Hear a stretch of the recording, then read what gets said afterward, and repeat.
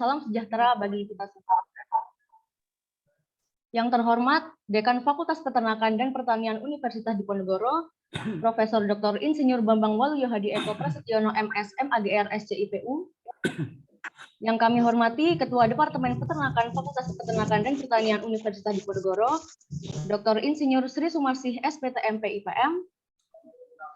Yang kami hormati Koordinator Laboratorium Produksi Ternak Potong dan Perah Fakultas Peternakan dan Pertanian Universitas Diponegoro, Bapak Insinyur Rudi Hartanto SPTMP PhD IPM. Yang kami hormati Dr. Hewan Langgeng Prianto MSI dan Bapak Hendi Hidayat SPT selaku narasumber. Yang kami hormati Dr. Hewan Dian Wahyu Harjanti PhD selaku moderator. Dan yang kami hormati pula Bapak, Ibu dosen, serta rekan-rekan kuliah umum pada acara pagi hari ini. Pertama-tama, marilah kita panjatkan puji syukur kehadirat Allah Subhanahu wa Ta'ala atas limpahan rahmat dan hidayahnya sehingga kita dapat hadir dalam acara kuliah umum pada pagi hari ini dalam keadaan sehat dan tidak kurang suatu apapun. Marilah kita mulai acara ini.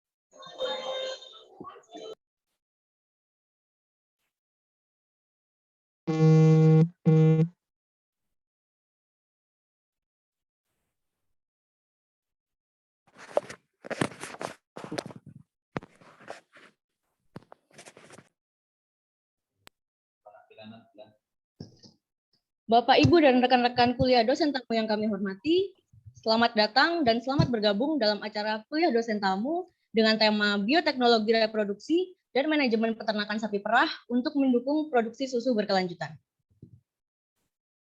Pada awal acara ini, perkenankan saya menyampaikan tata tertib dan informasi mengenai kuliah umum pada pagi hari ini. Yang pertama, peserta diharapkan untuk mematikan mikrofon selama acara webinar berlangsung. Yang kedua, pertanyaan dapat diajukan menggunakan kolom chat. Selanjutnya, link daftar hadir akan dibagikan di penghujung acara sebelum acara berakhir. Selanjutnya, saya akan membacakan susunan acara pada pagi hari ini. Yang pertama, sambutan dari Ketua Departemen Peternakan, dilanjutkan dengan sambutan sekaligus pembukaan kuliah umum oleh Dekan Fakultas Peternakan dan Pertanian Universitas Diponegoro. Dilanjutkan dengan kegiatan inti yang akan dipandu oleh moderator dengan pemateri pertama yaitu Dr. Hewan Langgeng Prianto MSI dan pemateri kedua yaitu Bapak Hendi Hidayat SPT. Selanjutnya akan ada pembacaan kesimpulan yang akan dibacakan oleh moderator dan akan ditutup oleh penutupan. Baiklah, memasuki acara yang pertama yaitu sambutan dari Ketua Departemen Peternakan kepada Ibu Dr. Insinyur Sri Sumarsih SPTMP IPM. Waktu dan layar saya persilahkan. Terima kasih moderator. Divisi ML. Bismillahirrahmanirrahim. Assalamualaikum warahmatullahi wabarakatuh. Yang terhormat Dekan Fakultas Peternakan dan Pertanian Universitas Diponegoro, para wakil dekan Fakultas Peternakan dan Pertanian Universitas Diponegoro, yang kami hormati narasumber kegiatan kuliah umum, Bapak Dr. Hewan Langgeng Prianto MSI dan Bapak Hendi Hidayat SPT, Ketua Umum PIC kegiatan kuliah umum yaitu Bapak Edi Prayetno SPT MSI, moderator kegiatan kuliah umum Ibu Dr. Hewan Dian Wahyu Harjanti PhD, Korlab Produksi Ternak Potong dan Perah Bapak Insinyur Rudi Hartanto SPT MSI PhD IPM, Bapak Ibu dosen yang hadir pada kegiatan kuliah umum pagi hari ini, serta para mahasiswa peserta kuliah umum yang sangat kami banggakan. Selamat pagi dan salam sejahtera bagi kita semua. Pertama-tama tentunya marilah kita panjatkan puji syukur kehadirat Allah Subhanahu wa Ta'ala, Tuhan yang Maha Pengasih dan Penyayang, karena atas karunia-Nya pada pagi hari ini kita bisa bertemu secara virtual untuk bersama-sama mengikuti kuliah umum dengan tema Bioteknologi Reproduksi dan manajemen peternakan sapi perah untuk mendukung produksi susu berkelanjutan. Adik-adik mahasiswa yang kami sayangi, kegiatan kuliah umum bertujuan untuk memperluas wawasan mahasiswa di berbagai usaha peternakan dengan narasumber yang kompeten di bidangnya.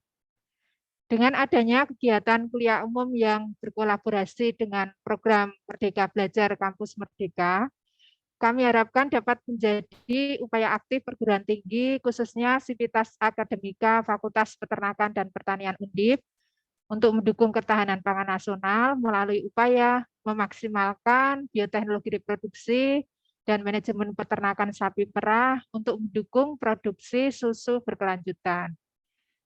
Atas terselenggaranya kuliah umum pada hari ini, hari Rabu, tanggal 13 Oktober 2021, saya mengucapkan terima kasih sebesar-besarnya pada seluruh tim PIC serta semua pihak yang tidak bisa kami sebut satu persatu, yang tentunya telah membantu terlaksananya kegiatan kuliah umum ini dengan lancar, mudah-mudahan sampai nanti siang, dan diikuti oleh mahasiswa Prodi S1 Peternakan, Fakultas Peternakan dan Pertanian Undip, serta khalayak umum. Akhir kata, selamat mengikuti kuliah umum. Semoga kegiatan hari ini bermanfaat bagi kemajuan bangsa Indonesia, khususnya untuk pengembangan usaha peternakan di Indonesia. Kurang lebihnya kami mohon maaf. Wassalamualaikum warahmatullahi wabarakatuh. Terima kasih kepada Ibu Dr. Insinyur Sri Sumarsih SPT MPIPM yang telah memberikan sambutannya. Acara selanjutnya adalah sambutan sekaligus pembukaan acara oleh Dekan Fakultas Peternakan dan Pertanian Universitas Diponegoro. Kepada yang terhormat Profesor Dr. Insinyur Bambang Waluyo Hadi Eko Prasetyono MSM AGR SCIPU, waktu dan layar saya persilahkan.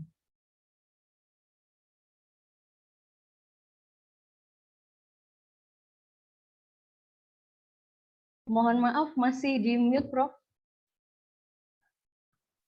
Oh ya, maaf. Baik, bismillahirrahmanirrahim. Assalamualaikum warahmatullahi wabarakatuh. Waalaikumsalam. Subhanallah, alhamdulillah, wa la ilaha illallah, wallahu akbar, wa la haula wa la quwata illa billahil aliyyil azim. Allahumma sholli ala sayyidina Muhammad wa ala ali sayyidina Muhammad. Amma ba'du. Yang kami hormati para wakil dekan, para ketua departemen, khususnya Departemen Peternakan hadir di sini. Kemudian Kaprodi, satu peternakan, Ketua Laboratorium, Bapak Dr. Rudi, kemudian para narasumber, hadir ini ada Bapak Dr. Langgeng, terima kasih Pak Dr. Langgeng, selamat pagi. Kemudian Bapak Hendi, Mas Hendi, selamat pagi Mas Hendi, terima kasih Mas Hendi. Kemudian Bu Dr. Dian, selamat pagi. Terima kasih pada para narasumber yang telah meluangkan waktunya pada pagi hari ini ya untuk bisa menyumbangkan ilmunya ini pada adik-adik mahasiswa ya. Dan segenap panitia dan para mahasiswa yang kami banggakan ya. Semoga nanti Anda ini bisa mengikuti jalannya kuliah pada hari ini ya sampai akhir ya nanti ya, harapan kami seperti itu. Baik, jadi temanya cukup menarik ini ya, karena ini memang pertumbuhan nasional kita ini kan belum bisa maksimal ya, masih banyak kendala ya, karena memang kita kenyataannya walaupun konsumsinya ini dibilang di tingkat ASEAN ini ya masih rendah ya, namun sudah ada peningkatan ya sampai tahun ini mungkin sekitar 16 kg ya per kapita per tahun ya. Namun juga masih kalah dengan Malaysia ya yang sudah di atas 30 kg per kapita per tahun. Namun demikian ya ternyata dilihat dari produksi susu nasional kita ini juga masih rendah gitu ya. Masih rendah karena kita kira-kira ini kebutuhan susu nasional ini sekitar 3,4 juta ton ya, nanti kalau salah bisa dikoreksi, 3,4 juta ton ya susu ya. Dan ternyata dari sekian itu sekitar 80% kita itu masih impor. Jadi kalau kita hitung aja ya, kebutuhan nasional kita 3,4 juta itu kalau gras susu segar itu kita rata-rata 6.000 itu kan sekitar berapa itu? Sekitar 20-an sekian ya triliun gitu ya, 20,4 triliun lah gitu ya. Jadi cukup besar sebetulnya. Nah kalau 80% dari 24 triliun kan sekitar 16-an triliun ya, kita impor, sehingga devisa negara kita cukup terkuras ya, 16 triliun ya untuk pengadaan susu impor. Oleh karena itu peran ya dari sarjana peternakan ini ya, sangat besar ke depan ya, peran dari adik-adik mahasiswa ini di dalam meningkatkan produksi susu nasional ini sangat besar. Ya. Oleh karena itu adik-adik mahasiswa tentunya ya mulai sekarang ini harus belajar bagaimana upaya-upaya meningkatkan produksi susu. Tentunya ya salah satunya adalah dengan bantuan teknologi ya. Nah dengan adanya teknologi otomatis efisiensi akan semakin meningkat gitu ya. Nah oleh karena itu pada pagi hari ini dari kedua narasumber ini akan memberikan banyak masukan nanti khususnya terkait dengan masalah reproduksi ya dari Pak Dr. Langgeng, kemudian juga saya lihat tadi Mas Hendy, karena Mas Hendy ini praktisi ya, pakar ya, dan kebetulan alumni ya Mas Hendy ya. Selamat pagi Mas Hendy, sudah hadir Mas Hendy?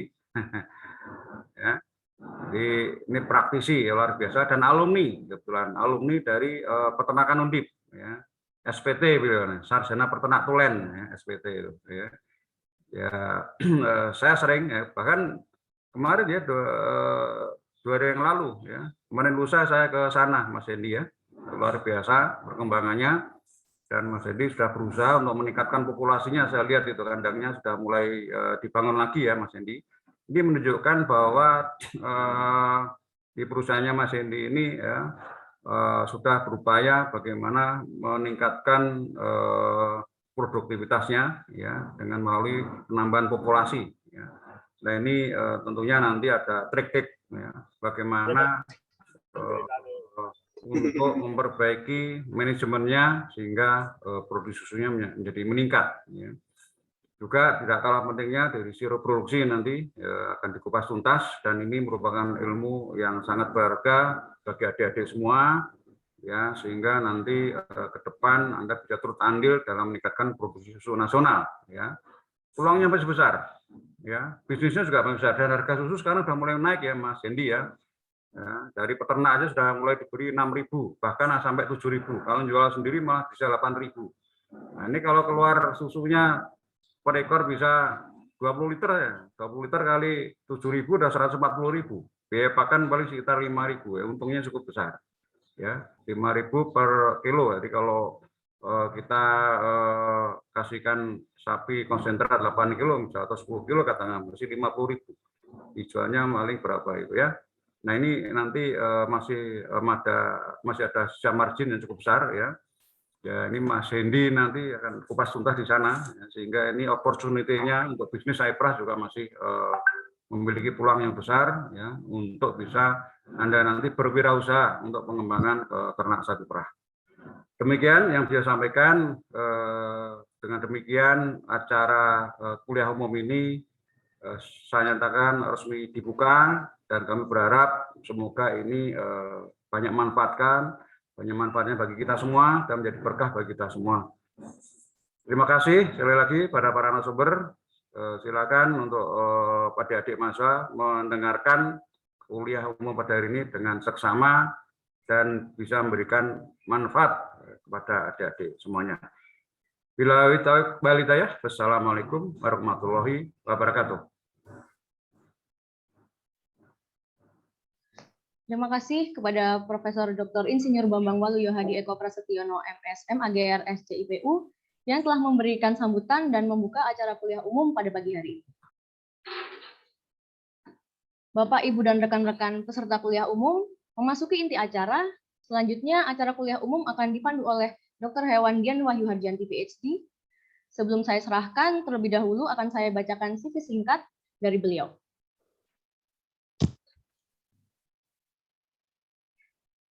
Dr. Hewan Dian Wahyu Harjanti merupakan dosen di Laboratorium Produksi Ternak Potong dan Perah, Fakultas Peternakan dan Pertanian Universitas Diponegoro.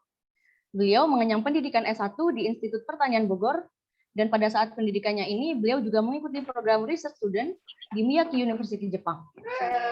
Dan beliau memperoleh gelar sarjana kedokteran hewan pada tahun 2002. Kemudian beliau menempuh pendidikan profesi sebagai dokter hewan di Institut Pertanian Bogor pada tahun 2003 dan menyelesaikannya pada tahun 2005.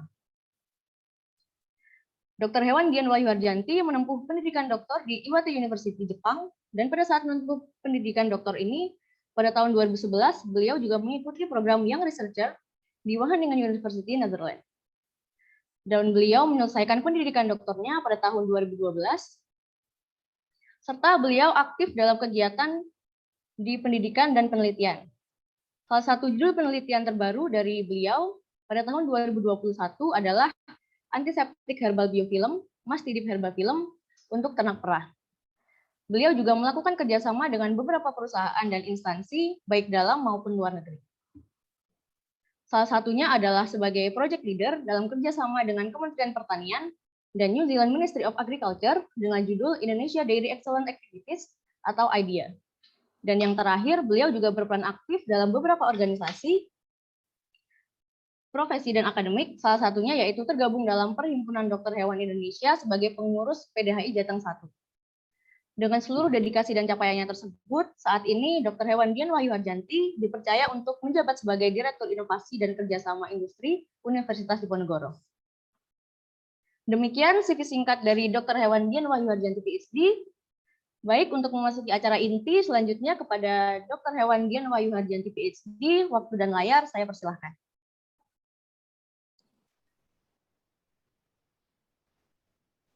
Baik, terima kasih Mbak MC, Mbak Kirana. Bismillahirrahmanirrahim. Assalamualaikum warahmatullahi wabarakatuh. Salam sejahtera untuk semuanya. Om Swastiastu, Namo Buddhaya, salam kebajikan. Alhamdulillah, puji syukur kehadirat Allah Subhanahu wa Ta'ala yang telah memberikan banyak sekali kita kenikmatan, salah satunya nikmat sehat yang terpenting untuk saat ini, dan juga nikmat kesempatan sehingga kita bisa bersilaturahmi, meskipun masih secara online dalam jaringan, namun ini tidak mengurangi semangat kita semuanya. Yang terhormat Bapak Dekan Fakultas Peternakan dan Pertanian Universitas Diponegoro, Profesor Dr. Bambang Waluyo Hadi Eko Prastiono beserta jajaran Wakil Dekan, yang terhormat Ketua Departemen Peternakan Ibu Dr. Sri Sumarse, dan juga Bapak Ibu dosen yang telah hadir pada kuliah umum ini yang tidak dapat kami sebutkan namanya satu persatu, namun tidak mengurangi rasa hormat kami. Yang kami hormati pula para narasumber yang sudah berkenan hadir, dan yang tidak lupa, yang selalu kami banggakan, para agen perubahan, teman-teman mahasiswa yang sudah hadir, baik yang dari Universitas Diponegoro maupun yang dari luar Undip.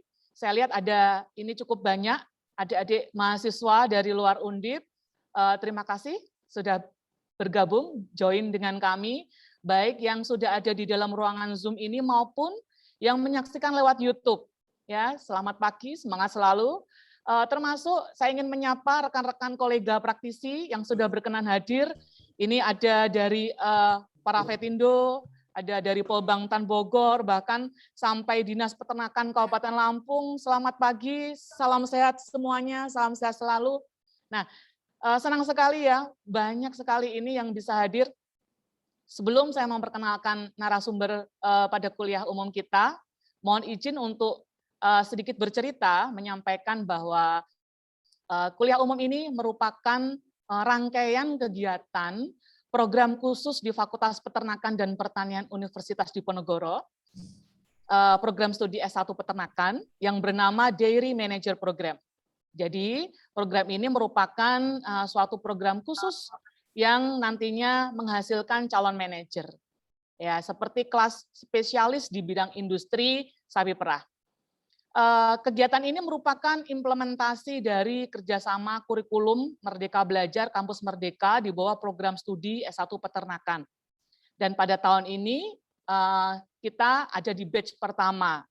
Tujuan dari program ini adalah untuk mencetak lulusan unggul sarjana peternakan yang handal, yang memiliki kompetensi sebagai manajer di bidang industri sapi perah dan persusuan, yang siap tentunya nanti menghadapi tantangan dunia kerja yang begitu dinamis yang tadi sudah dipaparkan oleh Bapak Dekan, ya, prospek ke depan sangatlah lebar sekali untuk teman-teman, dan kegiatan ini dilaksanakan melalui model pembelajaran case method, ya, pembelajaran berbasis kasus dan pembelajaran kelompok berbasis project atau team based project.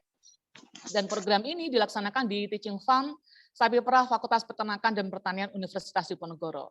Nah, tahun depan semoga pandemi ini segera berakhir sehingga kami dapat membuka kesempatan bagi teman-teman di luar Universitas Diponegoro untuk bergabung bersama kami di sekolah program manajer teknologi industri sapi perah di Fakultas Peternakan dan Pertanian Universitas Diponegoro. Insya Allah tahun depan kita bisa lakukan dengan metode hybrid learning. Nanti silakan teman-teman, semoga ini tahun depan sudah jauh lebih baik, ya. Nah, pada kuliah umum ini sudah hadir 2 orang narasumber yang tentu saja pengalaman dan kiprahnya di dunia peternakan khususnya di sapi perah tidak diragukan lagi. Siapakah beliau? Saya sapa dulu, ya. Narasumber pertama adalah Dr. Hewan Langgeng Priyanto MSI. Semangat pagi Dr. Langgeng. Selamat pagi, semangat, assalamualaikum. Waalaikumsalam warahmatullahi wabarakatuh. Ini beliau senior saya ini. Beliau ini praktisi sekaligus dosen di Fakultas Peternakan, ya dokter, ya, di Universitas Sriwijaya Palembang. Kepakaran beliau ini di bidang reproduksi, sehingga nanti beliau akan memaparkan materi mengenai bioteknologi reproduksi sapi perah. Nah, mengapa dalam kuliah umum ini kami mengambil topik itu? Ya karena reproduksi ini merupakan suatu bagian yang tidak bisa dipisahkan dari budidaya sapi perah. Nah, nanti Dr. Langgeng akan mengupas tuntas. Kemudian narasumber kita yang kedua adalah Bapak Hendi Hidayat, SPT. Selamat pagi, Pak Hendi. Ya, selamat pagi, Bu. Ya, wah senang sekali Pak Hendi. Terima kasih sudah berkenan untuk hadir. Iya, sudah lama ya Pak tidak bertemu, namun sudah banyak merepoti Pak Hendi ini. Jadi Pak Hendi ini beliau adalah Direktur CV Capital Farm yang lokasinya di Semarang, ya Pak Hendi. Nah, Pak Hendi ini tentu saja pengalaman dalam mengelola peternakan sapi perah ini sudah tidak lagi dipertanyakan ini.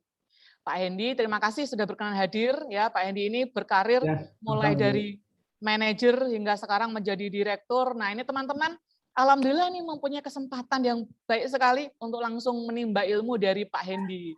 Jadi Pak Hendi, nanti mohon perkenan Bapak untuk sharing ilmu dan pengalaman mengenai bagaimana menjadi seorang manajer yang baik, ya Pak Hendi, untuk mengelola perusahaan peternakan sapi perah. Ya. Nah, ini akan dibagi jadi 2 sesi. Ya, nanti sesi pertama adalah Pak Dr. Langgeng, sesi kedua ada Pak Direktur Pak Hendi Hidayat. Nah, untuk sesi kedua nanti kita akan dipandu oleh moderator Bapak Insinyur Rudi Hartanto, SPTM PhD IPM. Beliau adalah Koordinator Laboratorium Produksi Ternak Potong dan Perah. Semangat pagi Pak Rudi. Semangat pagi Bu Dian. Pak Langgeng, Mas Hendi, semangat pagi. Ya. Selamat pagi, Pak. Jadi semuanya sudah siap, sudah ready, sudah komplit sekali teman-teman. Baik, tidak perlu menunggu lama, ya. Kita mulai saja sesi pertama kita. Materi dari Dr. Hewan Langgeng selama 45 menit. Kemudian nanti kita lanjutkan dengan sesi diskusi dan selanjutnya masuk ke sesi kedua. Oke, untuk memulainya, saya akan bacakan CV dulu dari Dr. Langgeng. Jadi Dr. Hewan Langgeng Priyanto MSI ini sekarang katanya jadi orang Sumatera, tapi sebetulnya wong Jawa. Betul, Dokter? Iya. Ya. Jadi beliau lahir di Wonogiri. Tanggal lahirnya katanya nggak usah disebutkan, nanti takut dikasih hadiah kalau ulang tahun. Ya. Jadi beliau ini menempuh pendidikan sarjana dan dokter hewan di Fakultas Kedokteran Hewan IPB, kemudian menempuh program Master Biologi Reproduksi di FKH IPB dan program doktor di Fakultas Kedokteran Hewan Universitas Gadjah Mada Yogyakarta. Pengalaman bekerjanya ini mulai dari manajer farm sampai ke beberapa perusahaan ya sapi perah, kemudian dan akhirnya selain menjadi praktisi juga menjadi dosen di Universitas Sriwijaya Palembang dengan ini berbagai pengalaman organisasi yang teman-teman bisa googling sendirilah di internet ya, banyak sekali. Beliau juga menjadi trainer ya dalam pelatihan dan juga menjadi pembicara di banyak seminar. Ya, Pak Dokter, monggo dipersilahkan 45 menit untuk memaparkan ya, waktu dan layar. Saya persilahkan. Sehat, terima kasih Ibu Dr. Dian Harjanti PhD yang telah memberikan kesempatan dan waktunya. Sebenarnya yang saya hormati Bapak Dekan Prof. Bambang selaku Dekan Fakultas Peternakan dan Pertanian, tentunya yang saya hormati dan terima kasih atas undangannya, kesempatan untuk berbagi ilmu dengan adik-adik mahasiswa dan juga Bapak Ibu kolega semuanya. Dan juga terima kasih yang saya hormati Ibu Dr. Sri Sumarsih ya, selaku Kepala di peternakan tentunya. Dan juga tadi ada Pak Rudi Hartanto, Kepala Lab-nya. Saya ucapkan juga banyak terima kasih juga Pak Endi. Salam kenal Pak Endi. Ya, sama-sama Pak. Saya diundang di sini mengingatkan saya 7 tahun kerja di sapi perah, di manajer di Bogor tentunya. Tadi saya lihat adik-adik mahasiswa mencuci kandang itu akhirnya mengingatkan 20 tahun yang lalu. Loper susu waktu itu harganya 1.500 dari kandang, saya loper susu di 3.000. Saya kira Bu Dokter itu saksi hidup saya. Jadi luar biasa jadi sapi perah, jadi mengikuti walaupun sekarang pindah ke Sumatera, tapi selaku di reproduksi saya tetap berusaha membantu ya untuk kesuksesan. Makanya dengan ide dari Fakultas Peternakan dan Pertanian Undip, mudah-mudahan yang dikatakan oleh Pak Dekan tadi yang kita hanya 20% bisa menutupi yang 80% tadi ya. Jadi ada beberapa nanti saya sampaikan hal yang memang beberapa kasus reproduksi dengan bioteknologi reproduksi. Kalau dulu dikatakan bahwasanya inseminasi buatan, transfer embrio itu seperti pisau bermata dua, artinya bisa mensukseskan dan bisa membunuhnya. Ya, mudah-mudahan nanti PPT-nya bisa di-share, Ibu Dokter, dari sana nanti bisa saya sampaikan. Jadi nanti selama saya kira ada diskusinya, Bu Dokter, nanti saya persiapkan 2 buku dari saya ilmu reproduksi.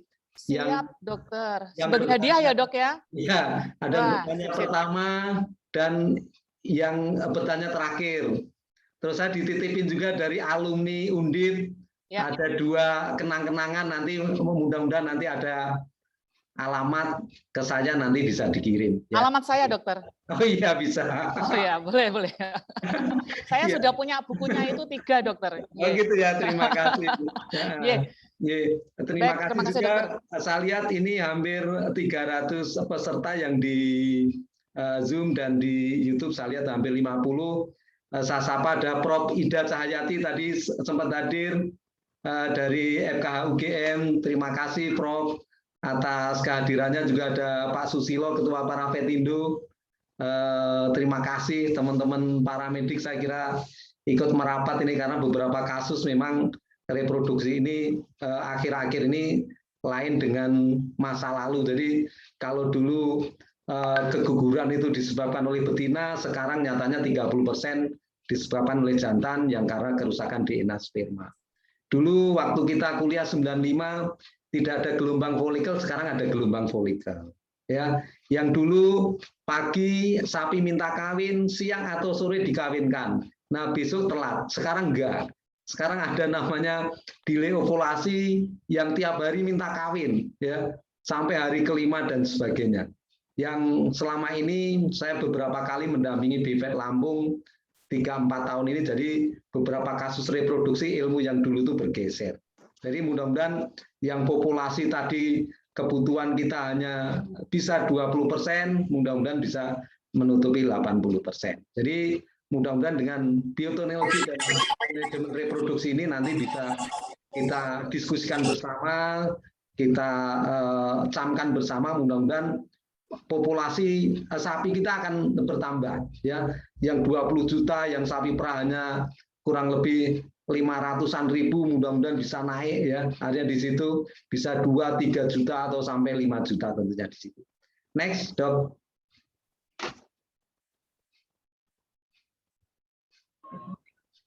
Ya. Jadi yang melatar belakangi dari presentasi makalah saya tentunya hari ini, jadi ada beberapa yang teknologi bioteknologi reproduksi yang mungkin sejak tahun 70 dan di tempat saya di Wonogiri sana mungkin tahun 90 itu sudah melaksanakan inseminasi buatan, dan mungkin berarti sekarang sudah hampir 30 tahun kita melakukan inseminasi buatan, dan ini Bapak, Ibu, kolega, adik-adik, mahasiswa juga bisa melihat ini data terakhir 2020 Gangrep Siwap kemarin, ya, dan sekarang diikuti dengan komandan. Coba lihat dari 11 juta yang di IP, yang bunting hanya 6 juta dan yang lahir hanya 4 juta. Artinya apa? Hampir 50% itu mengalami gangguan reproduksi. Jadi adik-adik, namanya reproduksi itu abu-abu, baik bisa di FKH juga bisa, di sarjana peternakan juga bisa, dan di biologi juga bisa. Artinya beberapa hal-hal seperti ini perlu didiskusikan bersama. Kenapa hal ini bisa tinggi? Apakah kegagalan dari inseminasi buatan disebabkan oleh pejantannya, apakah oleh betinanya, atau oleh peternaknya, atau oleh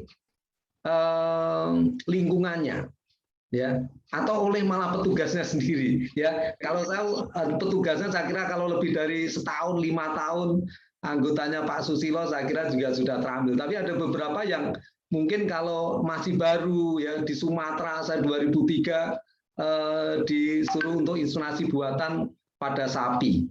Saya tanya ke peternaknya, Bu, yang minta kawin yang mana? Yang putih, Dok. Waktu saya cek kok tidak keluar lendir, tidak bengkak. Waktu saya palpasi perektal kok tidak, uterusnya tidak bengkak, follicular digraph-nya juga tidak ada. Akhirnya saya tanya ke petaninya, Ibu, mohon maaf, Ibu, tanda-tanda sapi minta kawin sudah tahu belum? Jawab dia, bukannya seperti yang lain, Pak, tiap malam jadi. Artinya apa? Di Sumatera lain dengan di Jawa. Dan saya kira beberapa daerah yang lain yang belum mengenal sapi, tanda-tanda kawin aja kadang tidak tahu, ya.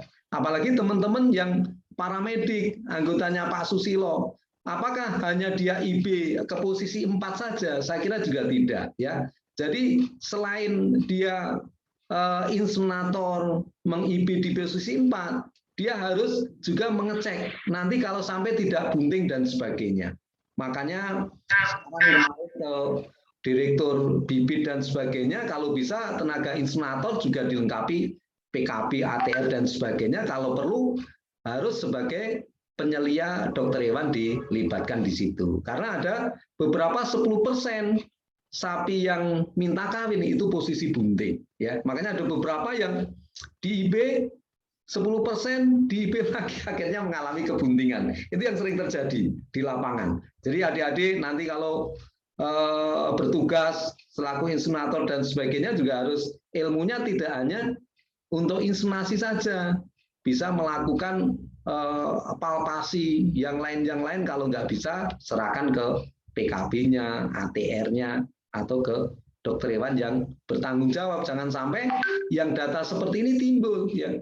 Karena bagaimanapun bioteknologi reproduksi penggunaan yang nggak baik, manajemen yang tidak baik, akhirnya produksi susu yaitu tadi kita hanya 20% dan kita stagnan terus, ya.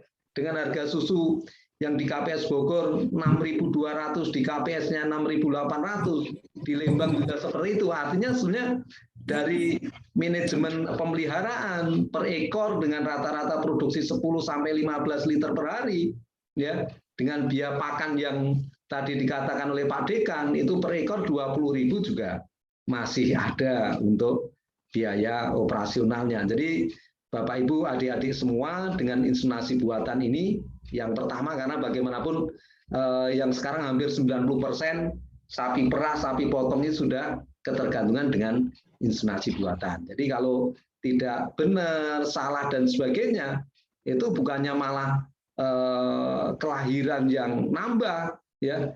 Ini kalau dihitung-hitung mungkin biayanya luar biasa karena hanya tingkat kelahirannya 42. Berarti kan yang 50 sekian itu mengalami gangguan reproduksi dan itu perlu penyeliaan dokter hewan dan sebagainya ya.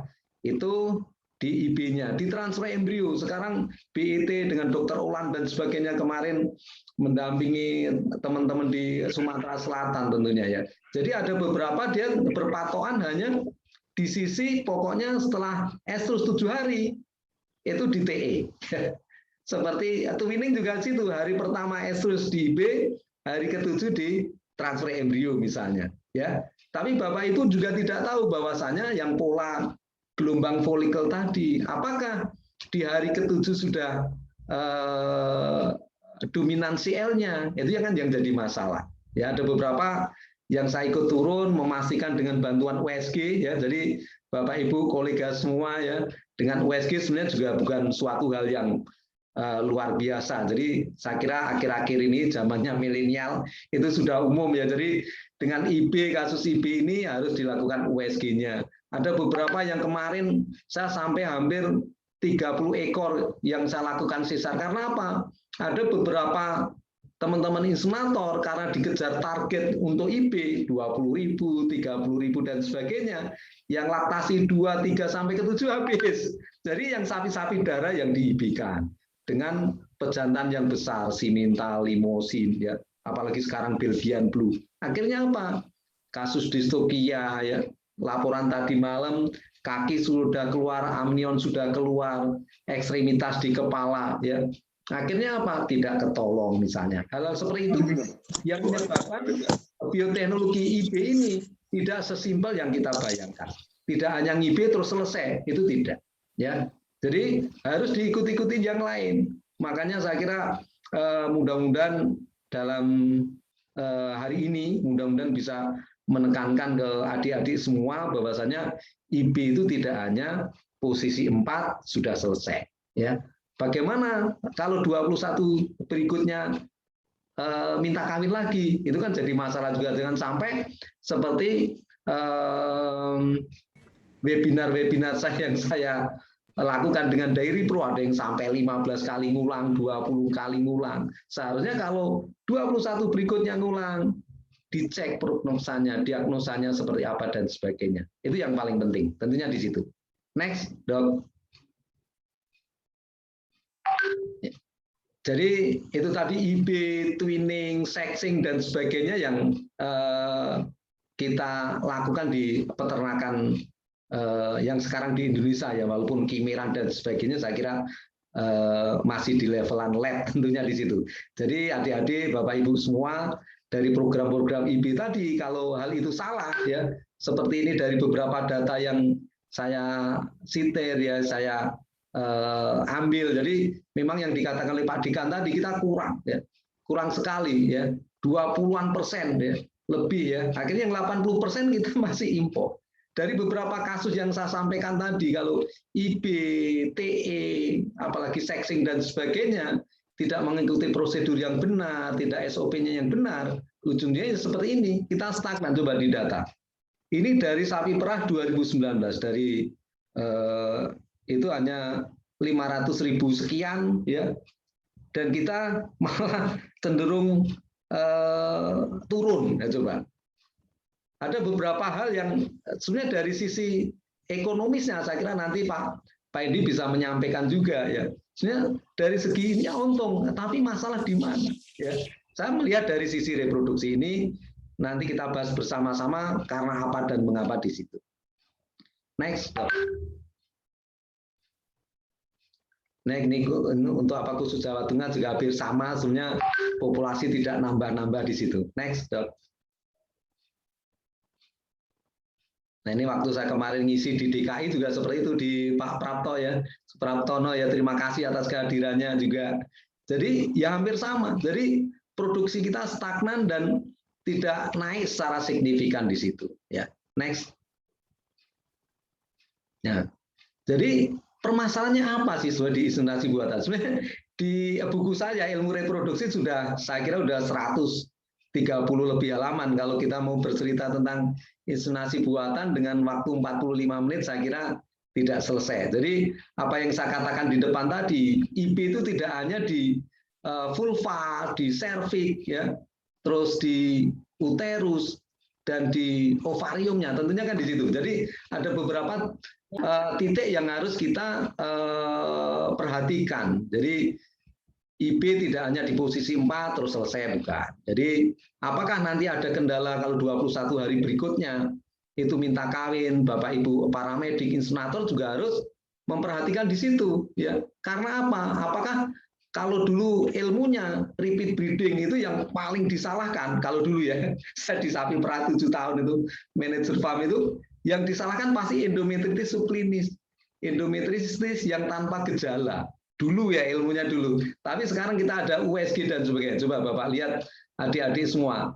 Ini saya mengajar di ilmu reproduksi di semester berapa? Kalau di Unsur itu semester 3, semester 4. Jadi adik-adik mahasiswa saya suruh buat mikrokamera. Kita bisa melihat di ini serviknya, ya. Pintu serviknya, kita bisa melihat forniknya dan sebagainya. Jadi kita untuk mengajari IB tidak merusak ke fornik. Jadi gan IB-nya langsung masuk. Dengan kita modal hanya 1 juta, 2 juta, kita bisa melihat dengan mikrokamera, dengan gan IB-nya, kita masukkan ya. Kalau kita beli nggak cukup 10 juta sampai 100 juta. Tapi kalau kita bisa membuat sendiri ya, mudah-mudahan nanti teman-teman Undip juga bisa mengajarkan ke mahasiswa seperti itu. Jadi kita bisa lihat di serviknya dan kita bisa masuk tidak merusak ke forniknya ya. Jadi di pintu serviknya masuk cincin 1, 2, 3 sampai ke 4. Tapi di mikrokamera hanya sampai lihat di depannya. Ya, ini lendirnya bagus ya. Vulvanya bengkak ya.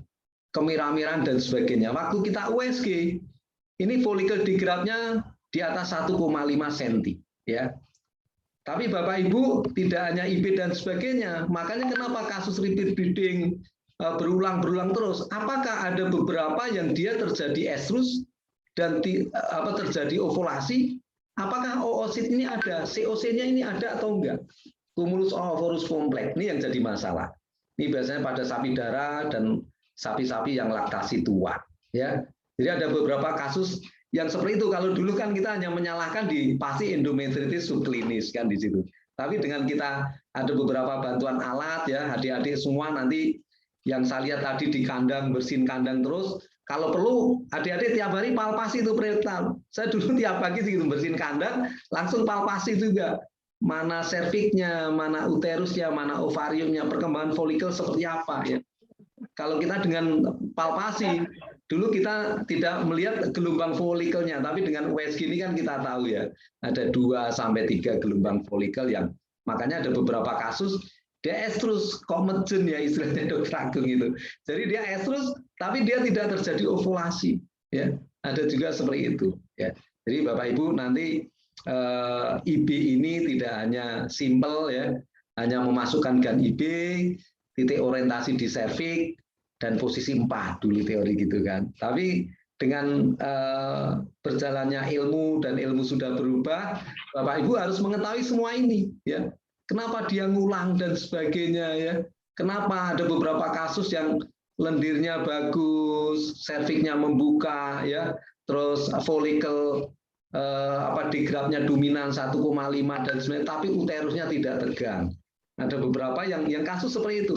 Makanya sebenarnya saya berharap teman-teman peternakan bisa kolaborasi, tentunya saya sangat dibantu untuk nutrisi reproduksinya ya. Karena bagaimanapun nutrisi reproduksi ini sangat penting ya, apalagi untuk sapi-sapi darah dan laktasi tua. Apakah arginin, sistein, metionin dan sebagainya, beberapa asam amino sangat berperan di situ. Mudah-mudahan nanti kita bisa berkolaborasi Bapak Ibu rekan-rekan dosen yang memang expertnya di nutrisi, karena bagaimanapun kalau saya nutrisi kan tidak begitu memahami, tapi sebenarnya saya sangat membutuhkan di situ ya.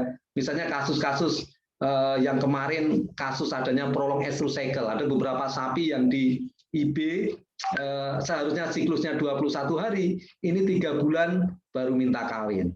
Akhirnya beberapa literatur mengatakan bahwasanya kematian embrio disebabkan oleh sperma yang terjadi kerusakan DNA sperma tersebut.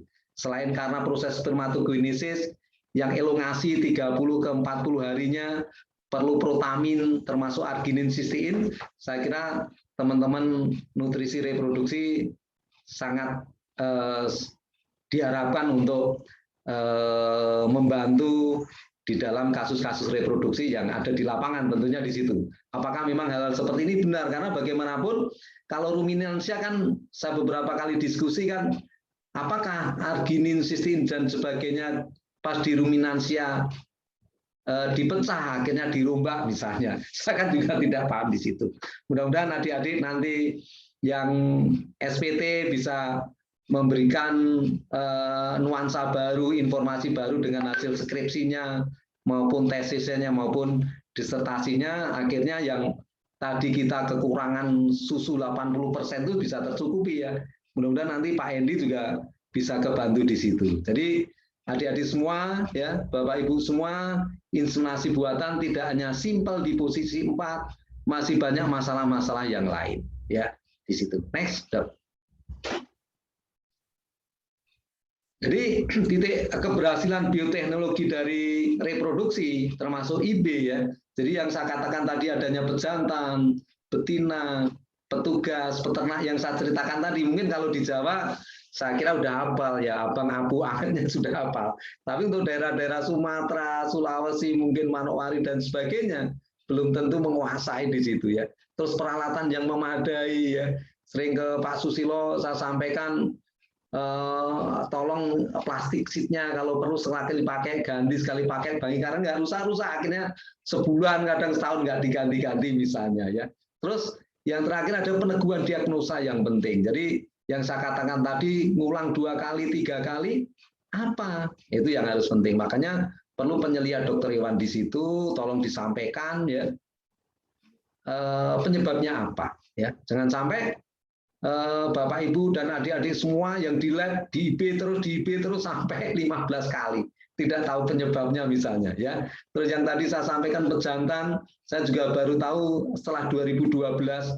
Kalau dulu kan teori yang menyebabkan ketukeran pasti betina, yang disalahkan pasti betina ya. Sampai terjadi perceraian mungkin dan sebagainya, nyatanya pejantannya yang masalah ya. Adik-adik bawa HP di saku ya, kepanasan testisnya kan lebih rendah dari suhu tubuh 5 derajat ya. Makanya kalau pagi mengkerut, kalau siang ke bawah, coba lihat-lihat kalau adik-adik main ke BIB itu balik inseminasi buatan. Kalau dia sudah tidak normal di situ, tanda-tanda salah satu kerusakan DNA yang nanti menyebabkan prolong estrus cycle itu ya, salah satu penyebabnya, walaupun tidak semua disebabkan oleh DNA sperma ya, juga dari betina dan sebagainya ya. Terus faktor-faktor betina yang sering sekarang terjadi, beberapa saya kemarin ke Lembang waktu operasi sesar dengan Dokter Fatur dan sebagainya, beberapa kasus yang di sapi potong, ada juga di sapi perah, sapi eba, ada kasus-kasus yang dileovolasi ya, tiap hari minta kawin ya. Artinya di situ. Jadi pas titiknya di mana, adik-adik dan Bapak Ibu semua yang harus memahami di situ. Beberapa petugas IB saya harapkan, kalau dulu hanya IB saja, harapan juga bisa PKB, bisa ATR ya. Di situ kalau nggak bisa tentunya harus ada penyelia dokter hewan di situ ya. Jangan sampai ngulang 2 kali sampai 15 kali nggak lapor-lapor. Ujung-ujungnya sapi perah hanya dijual. Gimana kita mau menutupi yang 80% tadi yang disampaikan oleh Pak Dekan tadi, kan pasti sulit ya. Jadi harapan saya mudah-mudahan hal seperti ini, bioteknologi itu yang pisau bermata 2, kita tajamkan yang baiknya, kita tumpulkan yang tidak baiknya, tentunya di situ dengan ilmu yang kita miliki bersama, tentunya peralatan yang memadai dan sebagainya. Ini hal beberapa yang di lapangan adalah kasus-kasus yang kekurangan N2 cair juga sering. Bahwasanya N2 cair tiap hari itu 0,7 liter per hari penguapannya. Itu yang harus dikondisikan, jangan sampai manajemennya tahu-tahu sudah kering, akhirnya rusak ya. Itu juga tidak bisa dipukul rata di situ, jadi harus dicek secara penuhnya ya. Terus yang terakhir peneguhan diagnosa ini yang penting, kalau Bapak Ibu nanti adik-adik tidak bisa, lakukan penyeliaan kepada yang lebih tinggi di situ. Karena bagaimanapun nanti kalau hal ini 6 ini tidak dilalui dengan baik, akhirnya apa? Calving intervalnya panjang sampai 2 tahun. Beberapa sekarang program 1000 desa 1000 sapi ya, ada di Lampung, terus di Palembang sendiri kebetulan saya dampingi juga. Jangan sampai 2 tahun, kasihan petaninya. Seharusnya 9 bulan sudah lahir ya, calving interval 12 sampai 14 bulan juga harus ada. Jangan sampai hal-hal seperti ini terlewati terus ya. Jadi kasihan petaninya dan juga kasihan produksi susu pasti turun ya. Produksi susunya turun ya. Semakin dia setelah melahirkan pasti susunya akan bertambah lagi. Next, Dok. Nah, ini yang saya katakan tadi. Jadi teori-teori yang dulu kita 93 kuliah itu namanya folikel yang dominan hanya satu ya, satu itu. Sekarang akhir-akhir nyatanya ada 2-3 gelombang folikel. Jadi ada beberapa yang minta kawin kok nggak jadi ya. Ada beberapa, makanya peneguhan diagnosanya apakah estrus kemarin ovulasi atau enggak. Bapak Ibu, adik-adik semua bisa mengecek apakah kebentuk CL atau enggak ya.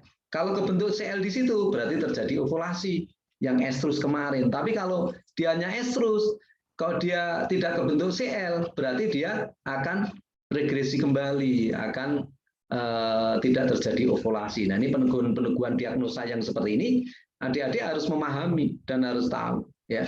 Kalau enggak ya susah. Akhirnya produksi susu ya tidak berkelanjutan dan akan semakin sedikit ya di situ. Next. Nah, ini yang 3-4 tahun saya mendampingi di Lampung, di Bengkulu, di Bangka Belitung, dan terakhir kemarin di Gorontalo dengan Direktur Kesehatan Masyarakat Veteriner Dr. Samsul Ma'arif, itu juga banyak kasus-kasus seperti ini ya. Dan sapi perah juga beberapa kemarin di Lembang yang populasi 20.000 ya. Terus di KPS Bogor yang tadi di Kunak 1.200, ada beberapa kasus yang seperti ini sampai 1 hari, 2 hari, 3 hari, kadang-kadang sampai beberapa sampai hari ke-5 ya. Jadi dia kalau tidak terobati, tidak terovulasi akan berlanjut ke sistik folikel sampai sistik luteal. Hal-hal seperti ini Bapak Ibu, adik-adik semua nanti kalau bertugas di melakukan IB dan sebagainya harus dilakukan peneguhan diagnosa, lakukan penilaian terhadap yang lebih tinggi termasuk dokter hewan di situ. Ya, next. Oke, dari beberapa transfer embrio saya dampingi, jadi hanya berpatokan yang dulu pokoknya hari pertama estrus, hari ke-7 di TE.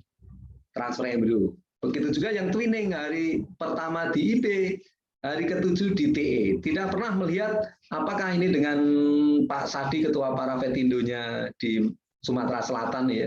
Ini program twinning. Jadi apakah CL-nya dominan atau enggak? Ya, dengan bantuan USG mudah-mudahan di Undip saya kira juga ada USG juga ya. Saya kira peneguhan diagnosanya lebih jelas ya. Apakah kebentuk CL yang dominan atau malah ada beberapa bakal folikel yang dominan. Akhirnya apa? Kegagalan transfer embrio terjadi. Yang sekarang hanya 20% aja tidak sampai, kadang ada beberapa di situ. Ya, jadi hal seperti ini kalau tidak di dalam penguasaan tekniknya, penguasaan di lapangan, akhirnya beberapa yang kita harapkan itu tidak akan menambah populasi, malah populasi turun terus ya di situ. Next, Dok. Nah, ini program sexing, ada beberapa mahasiswa saya termasuk Pak Gunawan di LIPI dan beberapa dari rekan-rekan semua. Saya lakukan sexing dengan BSA, bovine serum albumin ya. Akhir-akhir ini ada beberapa memang yang dari proptinir dengan putih telur dan sebagainya, tapi tingkat kejadian EGY-nya juga masih sedikit juga ya, hanya di kisaran 60%. Tapi saya info dari program bayi tabung yang manusia dengan flow cytometry itu ada beberapa yang sampai 90% tentunya di situ. Next, Dok. Next, Dok, saya kira ini rangkaian sexing mahasiswa saya. Next. Dan twinning ini sudah dilakukan di BPTU Sumbawa sini, bisa anaknya sapi perah, anaknya simintal, anaknya limosin, dan sebagainya. Ini sebenarnya juga bioteknologi juga sudah dilakukan, walaupun masih di tataran riset-riset ya, tapi sudah dilakukan dan berhasil. Dan ini kalau sebenarnya bisa dilakukan di sapi perah kita, tentunya akan menambah populasi yang saya kira 2 kali lipat. Karena bagaimanapun secara anatomi bahwasanya uterus di sapi adalah kanan kiri, ovariumnya juga kanan kiri. Jadi sebenarnya ini bisa dilakukan walaupun tingkat keberhasilan kita ya di kisaran di 20%. Jadi hal ini bisa dilakukan ya dengan twinning, dengan tadi sexing. Berharap kalau di sapi perah sexingan untuk memisahkan X dan Y. Kalau di sapi perah tentunya berharap mendapatkan sapi yang betina tentunya, karena dengan produksi susu yang tinggi tentunya di situ ya. Next, Dok. Nah, jadi Bapak Ibu, adik-adik mahasiswa semua, tadi kita berbicara tentang IB, tentang sexing, tentang twinning ya, dan apa-apa kendalanya di lapangan ya. Terus yang sekarang kita bagaimana memanajemen reproduksinya agar sapi perah yang ada di Indonesia meningkat tajam, tentunya tidak hanya 20%-nya, tapi bisa menutupi yang 80%. Ya, jadi bagaimana mengaturnya dan sebagainya diharapkan adalah bahwasanya sapi indukan laktasi 1-2 diharapkan dalam 1 tahun bisa lahir 1. Harapannya ya dengan 12 bulan calving intervalnya, walaupun di lapangan rata-rata di 15 bulan, ada yang sampai 2 tahun, itu yang sebenarnya menjadi kendala ya. Mudah-mudahan nanti adik-adik di bawah pimpinan Pak Rudi tadi ya, kepala labnya, mudah-mudahan nanti bisa diaplikasikan di sana, dan saya lihat senang sekali ya, labnya bagus ya, mudah-mudahan menjadi pionir untuk pengembangan sapi perah yang saya lihat akhir-akhir ini tidak ada progresnya seperti waktu zamannya Pak Daman ya. Dulu waktu saya PKL di KPSBU Pengalengan tuh luar biasa semangat ya. Jadi saya kira mudah-mudahan menjadi pionirnya untuk pengembangan sapi perah di Indonesia, karena bagaimanapun dengan teknologi IB, dengan twinning, dengan sexing dan sebagainya, kita mau berharap sekali beranak 2 juga bisa, artinya dengan teknologi yang sekarang artinya. Dan misalnya kemarin ada Belgian Blue dan sebagainya, sapinya kebesaran dan sebagainya, sekarang Bapak Ibu kolega Dr. Iwan, tiap provinsi sudah kita latih juga. Kemarin saya terakhir di Lembang, dan mudah-mudahan di tanggal 18-22 di Semarang, mudah-mudahan nanti bisa main ke Undip ini tanggal ini tadi barusan Dr. Arif ngabari tanggal 18 sampai tanggal 22 pelatihan operasi sesar di Semarang ya, dengan Dr. Aldi ya. Jadi harapan saya manajemen reproduksi ini bisa dilakukan di sapi perah ya. Intinya adalah dalam 1 tahun bisa lahir 1, harapannya di situ. Kalau bisa 2, malah syukur alhamdulillah ya, dengan kembar yang dengan twinning tadi. Next.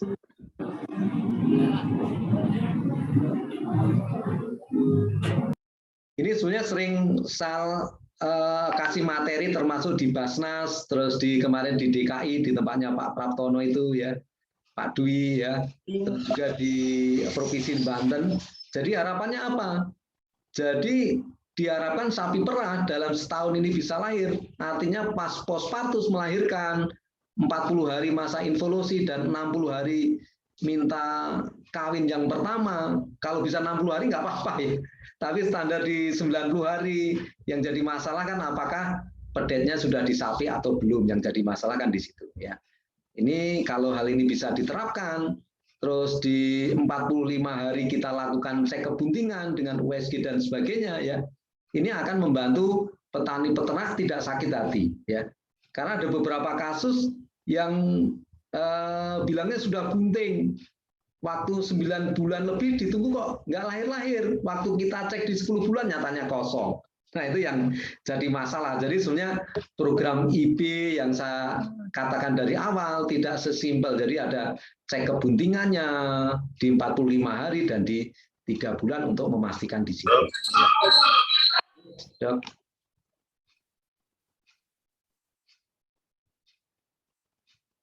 Next, Dok. Jadi faktor-faktor yang mempengaruhi adalah banyak kasus yang sering terjadi di dalam peneguhan diagnosa Bapak Ibu di lapangan. Jadi kasus-kasus yang induan yang sekarang ini rata-rata masih kalau dia kawin berulang, pokoknya endometritis subklinis, ada beberapa yang disepul dan sebagainya dan sebagainya. Tapi Bapak Ibu, saya wanti-wanti ada beberapa yang di lapangan, saya ada 3 kabupaten yang dilaporkan gejala siklusnya 21 hari. 21 hari, 20 hari, diulang terus. Saya tanya, pernah nggak dilakukan sepul dengan povidon? Dan oh pernah. Ada beberapa kasus yang mungkin nggak sempat saya sampaikan di sini. Ada beberapa yang kasus dia membentuk uterus papan, ya. Jadi dengan adanya postpartus, endometritis dan sebagainya dikasih povidon dalam dosis tertentu yang pas, itu bagus. Tapi takutnya kalau dia overdosis, letal dosisnya LD50 dan sebagainya, akhirnya malah membentuk jaringan ikat di uterus. Akhirnya apa? Dia siklus estrusnya normal 21 hari walaupun terjadi fertilisasi, tapi waktu implantasi dia tidak bisa. Karena uterusnya membentuk jaringan ikat. Akhirnya di situ ya, ada beberapa Bapak Ibu nanti hati-hati di dalam penggunaan povidon. Jadi ada beberapa hal yang memang prinsip ya harus diwanti-wanti. Kalau dosisnya pasti nggak apa-apa ya, karena bagaimanapun postpartus 10 hari dengan 20 hari tentunya uterusnya lain. Next, Dok. Ya. Jadi ini kemarin saya terapkan di 1000 desa sapi, baik saya infokan di Lampung maupun yang sekarang berjalan di Palembang, Sumatera Selatan, tepatnya di Banyuasin, dan juga ini bisa diaplikasikan di peternakan sapi perah tentunya di situ ya. Jadi dari 1000 ekor sapi betina produktif, tentunya Bapak Ibu harus mengecek apakah dalam 21 hari pertama minta kawin semua, ya itu harus dicek. Apakah di lab kandang belakangnya undip, misalnya populasi 100 ekor, apakah ada 21 ekor 21 hari, selama 21 hari ada 100 ekor yang minta kawin.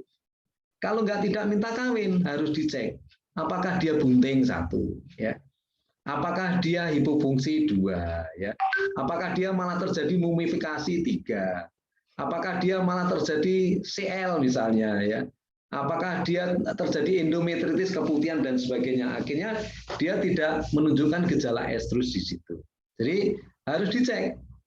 Kalau di 21 hari pertama Bapak Ibu tidak menerapkan di manajemennya, ya sudah. Akhirnya apa? Terlewati lagi. Pasti calving interval akan panjang. Setelah di 21 hari yang pertama Bapak Ibu mengecek ini, kalau mudah-mudahan 1000 ekor yang minta kawin, harus dicek di 21 hari berikutnya. Apakah minta kawin lagi? Masukkan lagi ke gangrepnya, gangguan reproduksi. Dari 100 ekor, misalnya yang di labnya Undip tadi, yang di tempatnya Pak Rudi. Apakah ada yang ngulang misalnya? Ada yang ngulang 50 ekor misalnya. Berarti apakah dia kasus delay ovulasi terjadi? Artinya pas phase puncak yang dulu teorinya minta kawin pagi, siang atau sore dikawinkan, ya. Kalau teorinya dulu, kenyataan sekarang enggak. Nyatanya pas puncaknya ovulasi itu yang kadang panjang, istilahnya delay ovulasi hari pertama, kedua minta kawin, ketiga minta kawin, keempat minta kawin, ada yang sampai kelima minta kawin. Ada beberapa yang saya sarankan anggotanya Pak Susilo ya udah di IB di akhir estrus, akhirnya 90% bunting. Ada beberapa yang di IB tiap hari, kalau nggak malu nggak apa-apa di IB tiap hari, ya. Jurnalnya Batarian itu ya, itu di IB tiap hari, atau dikasih hormon LH ada juga di situ, ataukah dengan penanganan dengan genera dan sebagainya.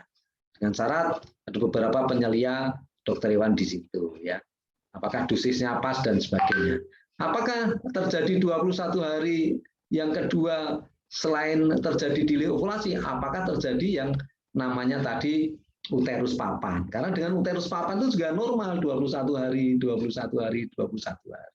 Ya, itu perlu peneguhan diagnosa di situ. Ya, setelah dicek di 21 hari, di 40 hari kemudian dicek juga untuk kebuntingannya. sebenarnya berapa persen yang bunting? Misalnya di kasus ini ada 650 ekor yang terjadi kebuntingan. Ya, dicek lagi di 5 sampai 7 bulan kebuntingan. 45 hari Bapak Ibu kalau dengan palpasi rektal tidak bisa, dengan USG sebenarnya yang saya sarankan di USG-nya ya, kalau 5-7 bulan kebuntingan dengan palpasi rektal biasanya 5 bulan di abdomen ke bawah, kalau di 7 bulan sebenarnya udah naik. Atau dari premitusnya juga bisa dilihat di situ ya. Setelah itu dipastikan pas lahir ada berapa ya.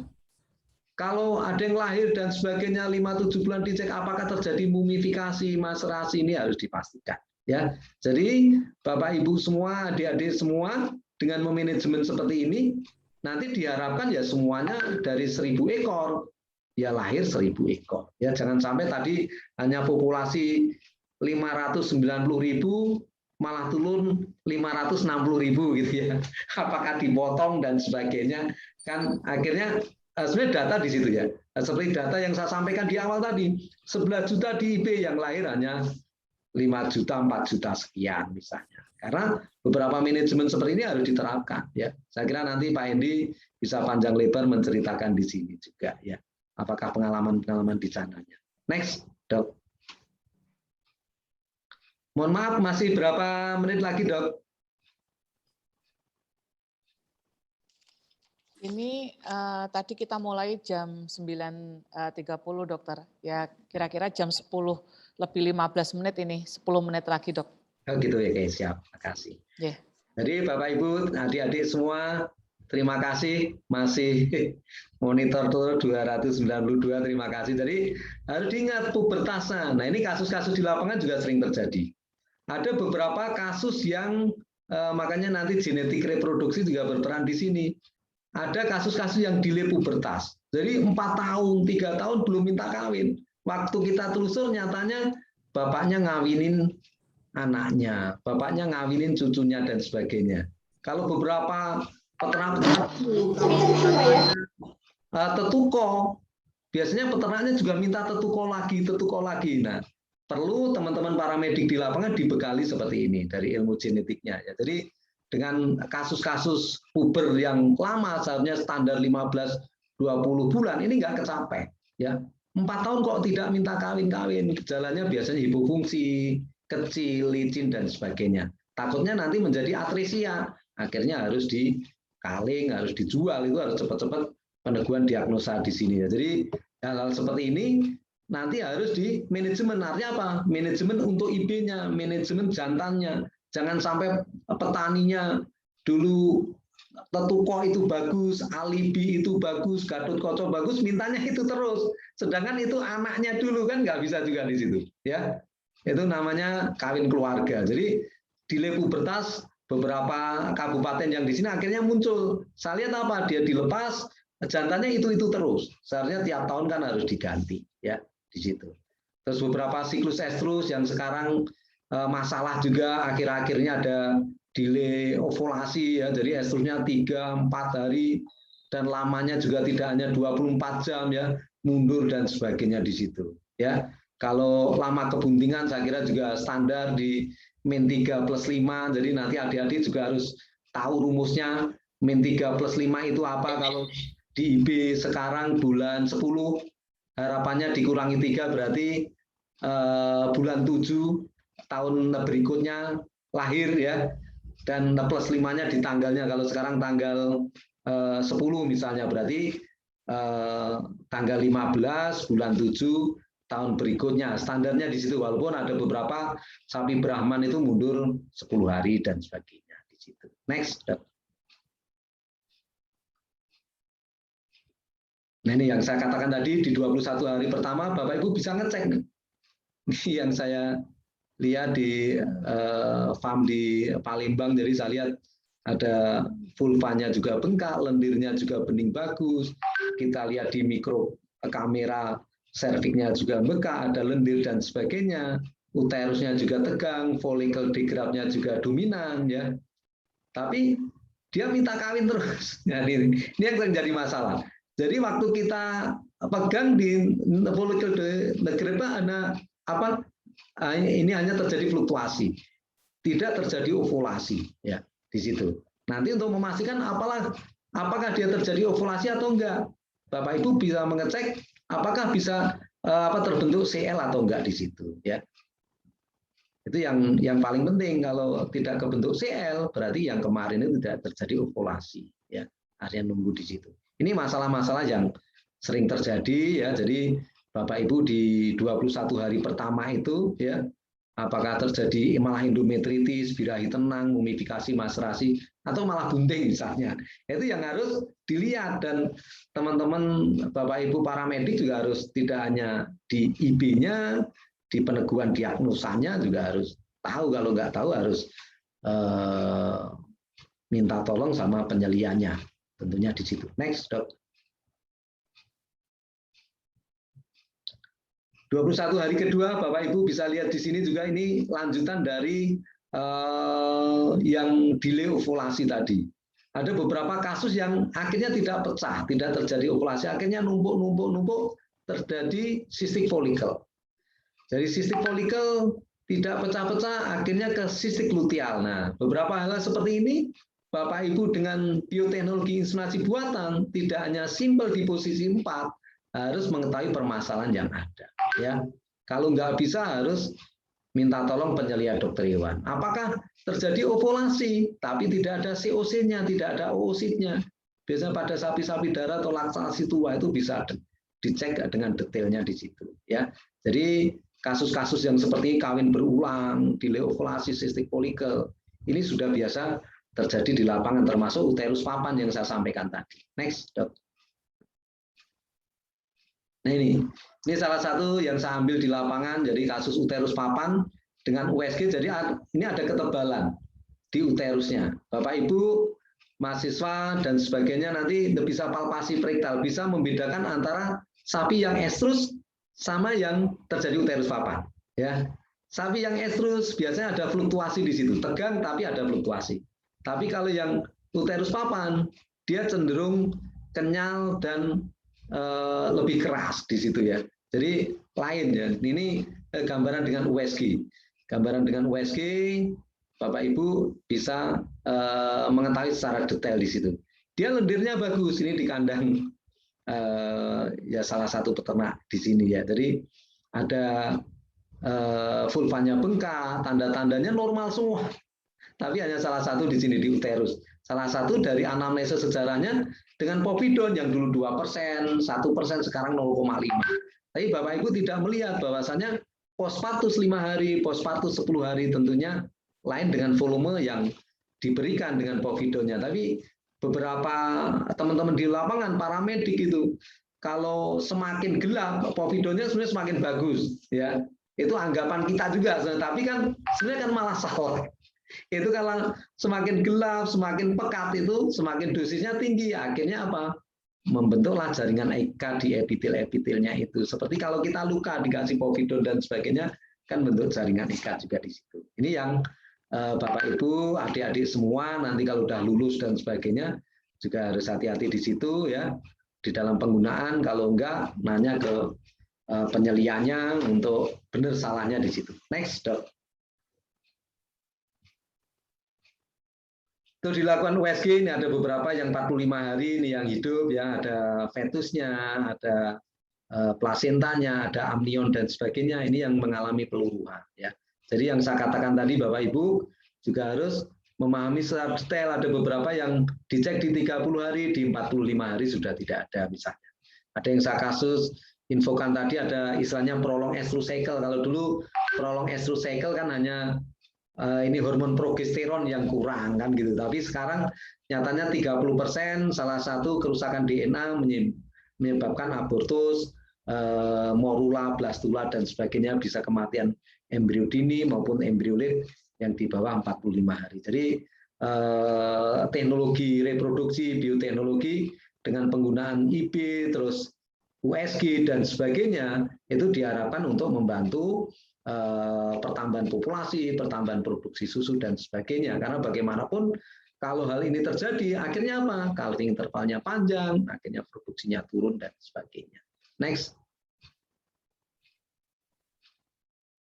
Ini pemeriksaan kebuntingan yang umur 5 sampai 7 bulan. adik-adik, Bapak Ibu semua nanti kalau jadi paramedik dan sebagainya, petugas di lapangan atau Bapak Ibu yang tugas di lapangan itu perlu dilakukan kembali untuk melakukan pemeriksaan yang kedua kali, artinya untuk memastikan apakah yang kemarin tidak terjadi mumifikasi atau maserasi atau abortus dan sebagainya. Nah, ini penting untuk antisipasi jangan sampai nanti pas 9 bulan nyatanya tidak lahir misalnya. Itu kan nanti ya jadi masalah juga, yang 11 juta tadi akhirnya hanya 4 juta sekian ya. Akhirnya kerugian yang luar biasa tentunya. Next. Jadi IB di posisi 4, 21 hari kemudian, PKB 45 hari, PKB 5 bulan, dan sekarang di kelahiran di Stokia. Jadi kemarin di Lembang dari populasi 20.000 yang kasus distokia sesar dan sebagainya itu ada 300-an ekor. Artinya apa?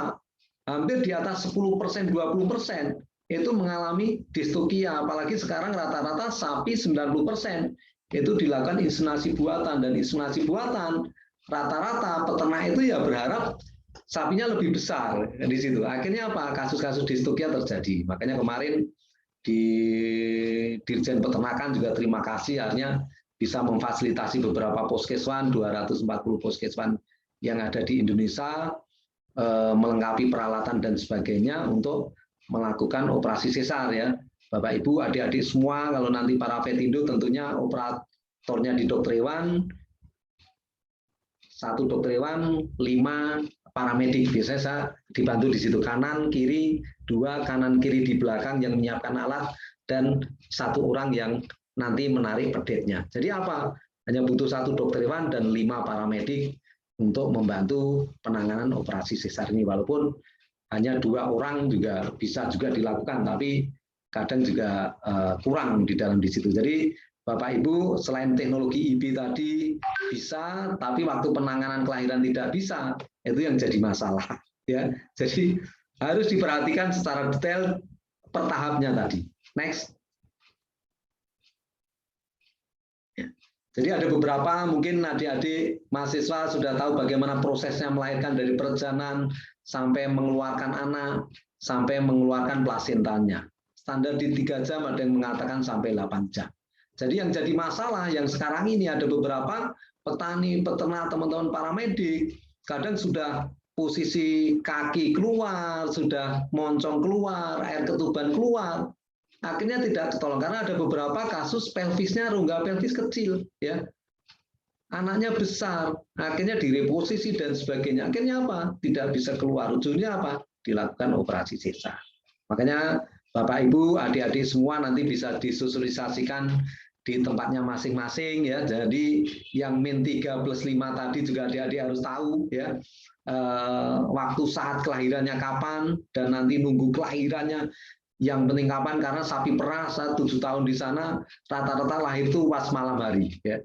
Jadi tahu-tahu pagi-pagi anaknya sudah kemana-mana, itu yang lahirnya normal. Tapi ada beberapa yang tidak normal karena ekstremitas kaki, ekstremitas kepala, akhirnya merejan-merejan terus, mengalami inersia, udah lemas juga. Akhirnya kita bantu, tarik paksa biasanya, kita reposisi dan sebagainya ya. Kalau yang nggak bisa dan sebagainya, cepat-cepat dilakukan operasi sesar. Jangan sampai kita nunggu 9 bulan anaknya mati, induknya mati ya. Akhirnya yang tadi kita mau 80% tidak bisa. Next, Dok. Jadi dari sekian tadi teknologi IB yang bioteknologi yang dilakukan, jadi titik kritis di dalam penanganan waktu kelahiran, Bapak Ibu yang saya katakan tadi, jangan sampai berdarah-darah, mati anaknya baru lapor ya. Seharusnya dari anamnesa gejalanya, kalau sapinya darah, nyatanya anaknya sapinya besar, siminta, limosin dan sebagainya, kira-kira rongga pelvisnya tidak bisa melewati, ya sudah laporkan untuk dilakukan penanganan sesar. Apalagi tahu-tahu lahir kembar, ya susah lagi ya, direposisi dan sebagainya. Hanya ini coba kematian, ini laporan dari teman-teman paramedik yang di Sumatera sini ya. Jadi kasihan. Jadi nunggu selama 9 bulan, dengan IB, dengan twinning harapannya kan, dengan sexing lagi anaknya betina menjadi sapi perah, lahir 2 harapannya, tapi waktu penanganan kelahiran tidak bisa. Ya gimana?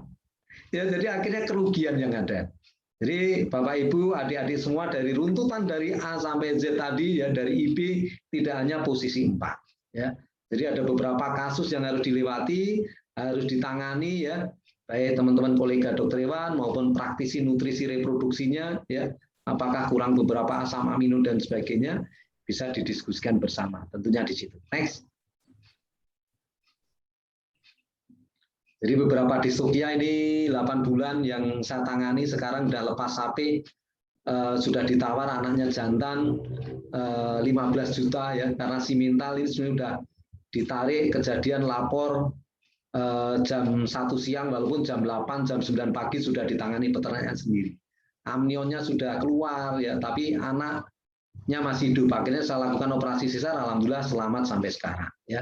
Jadi adik-adik, Bapak Ibu semua, kalau ada kasus-kasus seperti ini cepat-cepat dilaporkan kepada tenaga yang berwenang tentunya ya. Jadi biar dilakukan penanganan, jangan sampai dengan kita bioteknologi yang kita bangga-banggakan tadi, posisi 4-nya IB, bunting dan sebagainya, waktu lahirnya kita nggak nangani, nggak bisa ditangani ya. Akhirnya kasihan di situ ya. Next.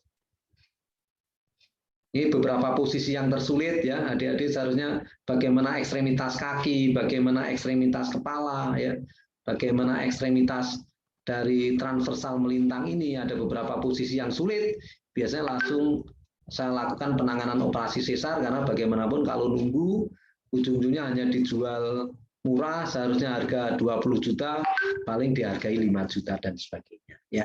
Jadi ini pengalaman adik-adik nanti di lapangan, bagaimana kita menggunakan bioteknologi reproduksi tadi, yang IB maupun TE. Kalau IB mungkin hanya pejantannya yang unggul. Kalau transfer embrio pasti induknya unggul, jantannya unggul. Tapi donornya, resipiennya ya, waktu yang kita IB-kan akhirnya kecil, akhirnya tidak bisa keluar. Itu kan akhirnya bioteknologi yang pisau bermata dua, kita tidak bisa memanajemennya dengan baik. Akhirnya waktu seharusnya bertambah 2, bertambah 3, akhirnya malah minus karena induknya juga ikut mati misalnya. Itu yang paling penting, itu yang saya garis bawahi untuk pagi hari ini. Next. Dok.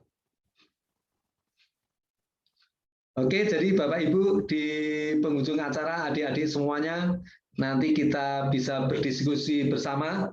Jadi ya saya sampaikan bahwasanya bioteknologi reproduksi dengan IB, dengan twinning, dengan sexing ya, dengan transfer embrio tidak dikelola dengan baik, bioteknologi dengan baik, yang saya katakan tadi dengan IB tidak hanya di posisi 4 ya, harus tahu siklusnya, harus tahu kenapa repeat breeding kawin berulang, kenapa PKB-nya 45 bulan, dan waktu penanganan kalau dia lahir distokia. Nah itu runtutan harus dikuasai dan harus dilakukan. Jangan sampai modalnya sapi indukan 1 seharusnya diharapkan menjadi 2, malah minus, itu yang sering terjadi, malah mati misalnya ya. Ada beberapa kasus tadi kolega di Bogor, ada beberapa pengusaha investasi untuk sapi perah akhirnya ambruk, akhirnya tidak berlanjut dan sebagainya. Salah satu beberapa manajemen yang salah ya.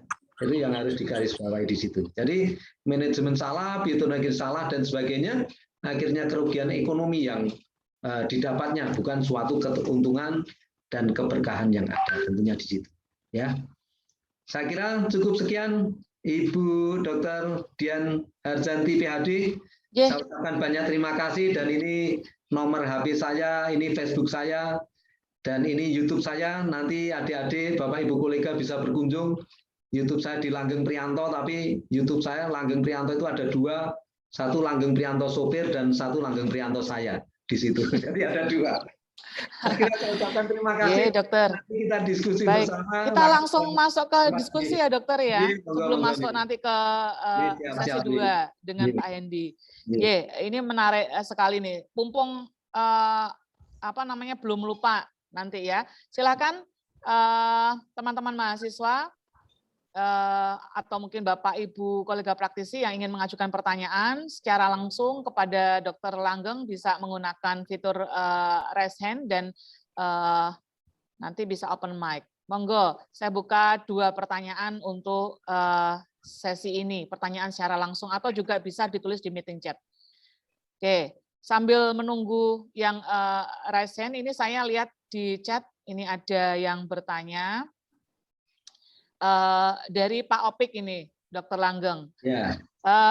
Mengenai tadi bioteknologi reproduksi, transfer embrio dan IB. Itu kan dokter tadi mengatakan harus pas tuh waktunya. Ya. Ya, itu waktunya yang pas itu kapan? Dan tadi kan Dr. Langgeng kan mengatakan sekarang ada ada sedikit perubahan dari yang kita pelajari dulu, teori, ya kan? Nah, ini bagaimana dokter? Bisa dijelaskan? Ya, terima kasih Pak Opik. Jadi memang teori reproduksi saya juga baru tahu juga waktu ambil kuliah lagi. Dulunya beberapa teman paramedik itu misalnya kasusnya yang terjadi prolong estrus cycle tadi. Ada beberapa pejantan yang 17 BIB kita itu sebenarnya di SNI kita itu kan belum sampai di dalam melakukan pemeriksaan DNA-nya, baru motilitas dan jumlah 25 juta SNI yang 2017. Nyatanya ada kasus yang prolong estrus cycle, jadi gejalanya seharusnya siklus estrus itu 21 hari. Ini 3 bulan kok minta kawin. Ada beberapa dulu sebelum 2012, saya hanya menyarankan, ya sudah, ini pejantannya diganti saja.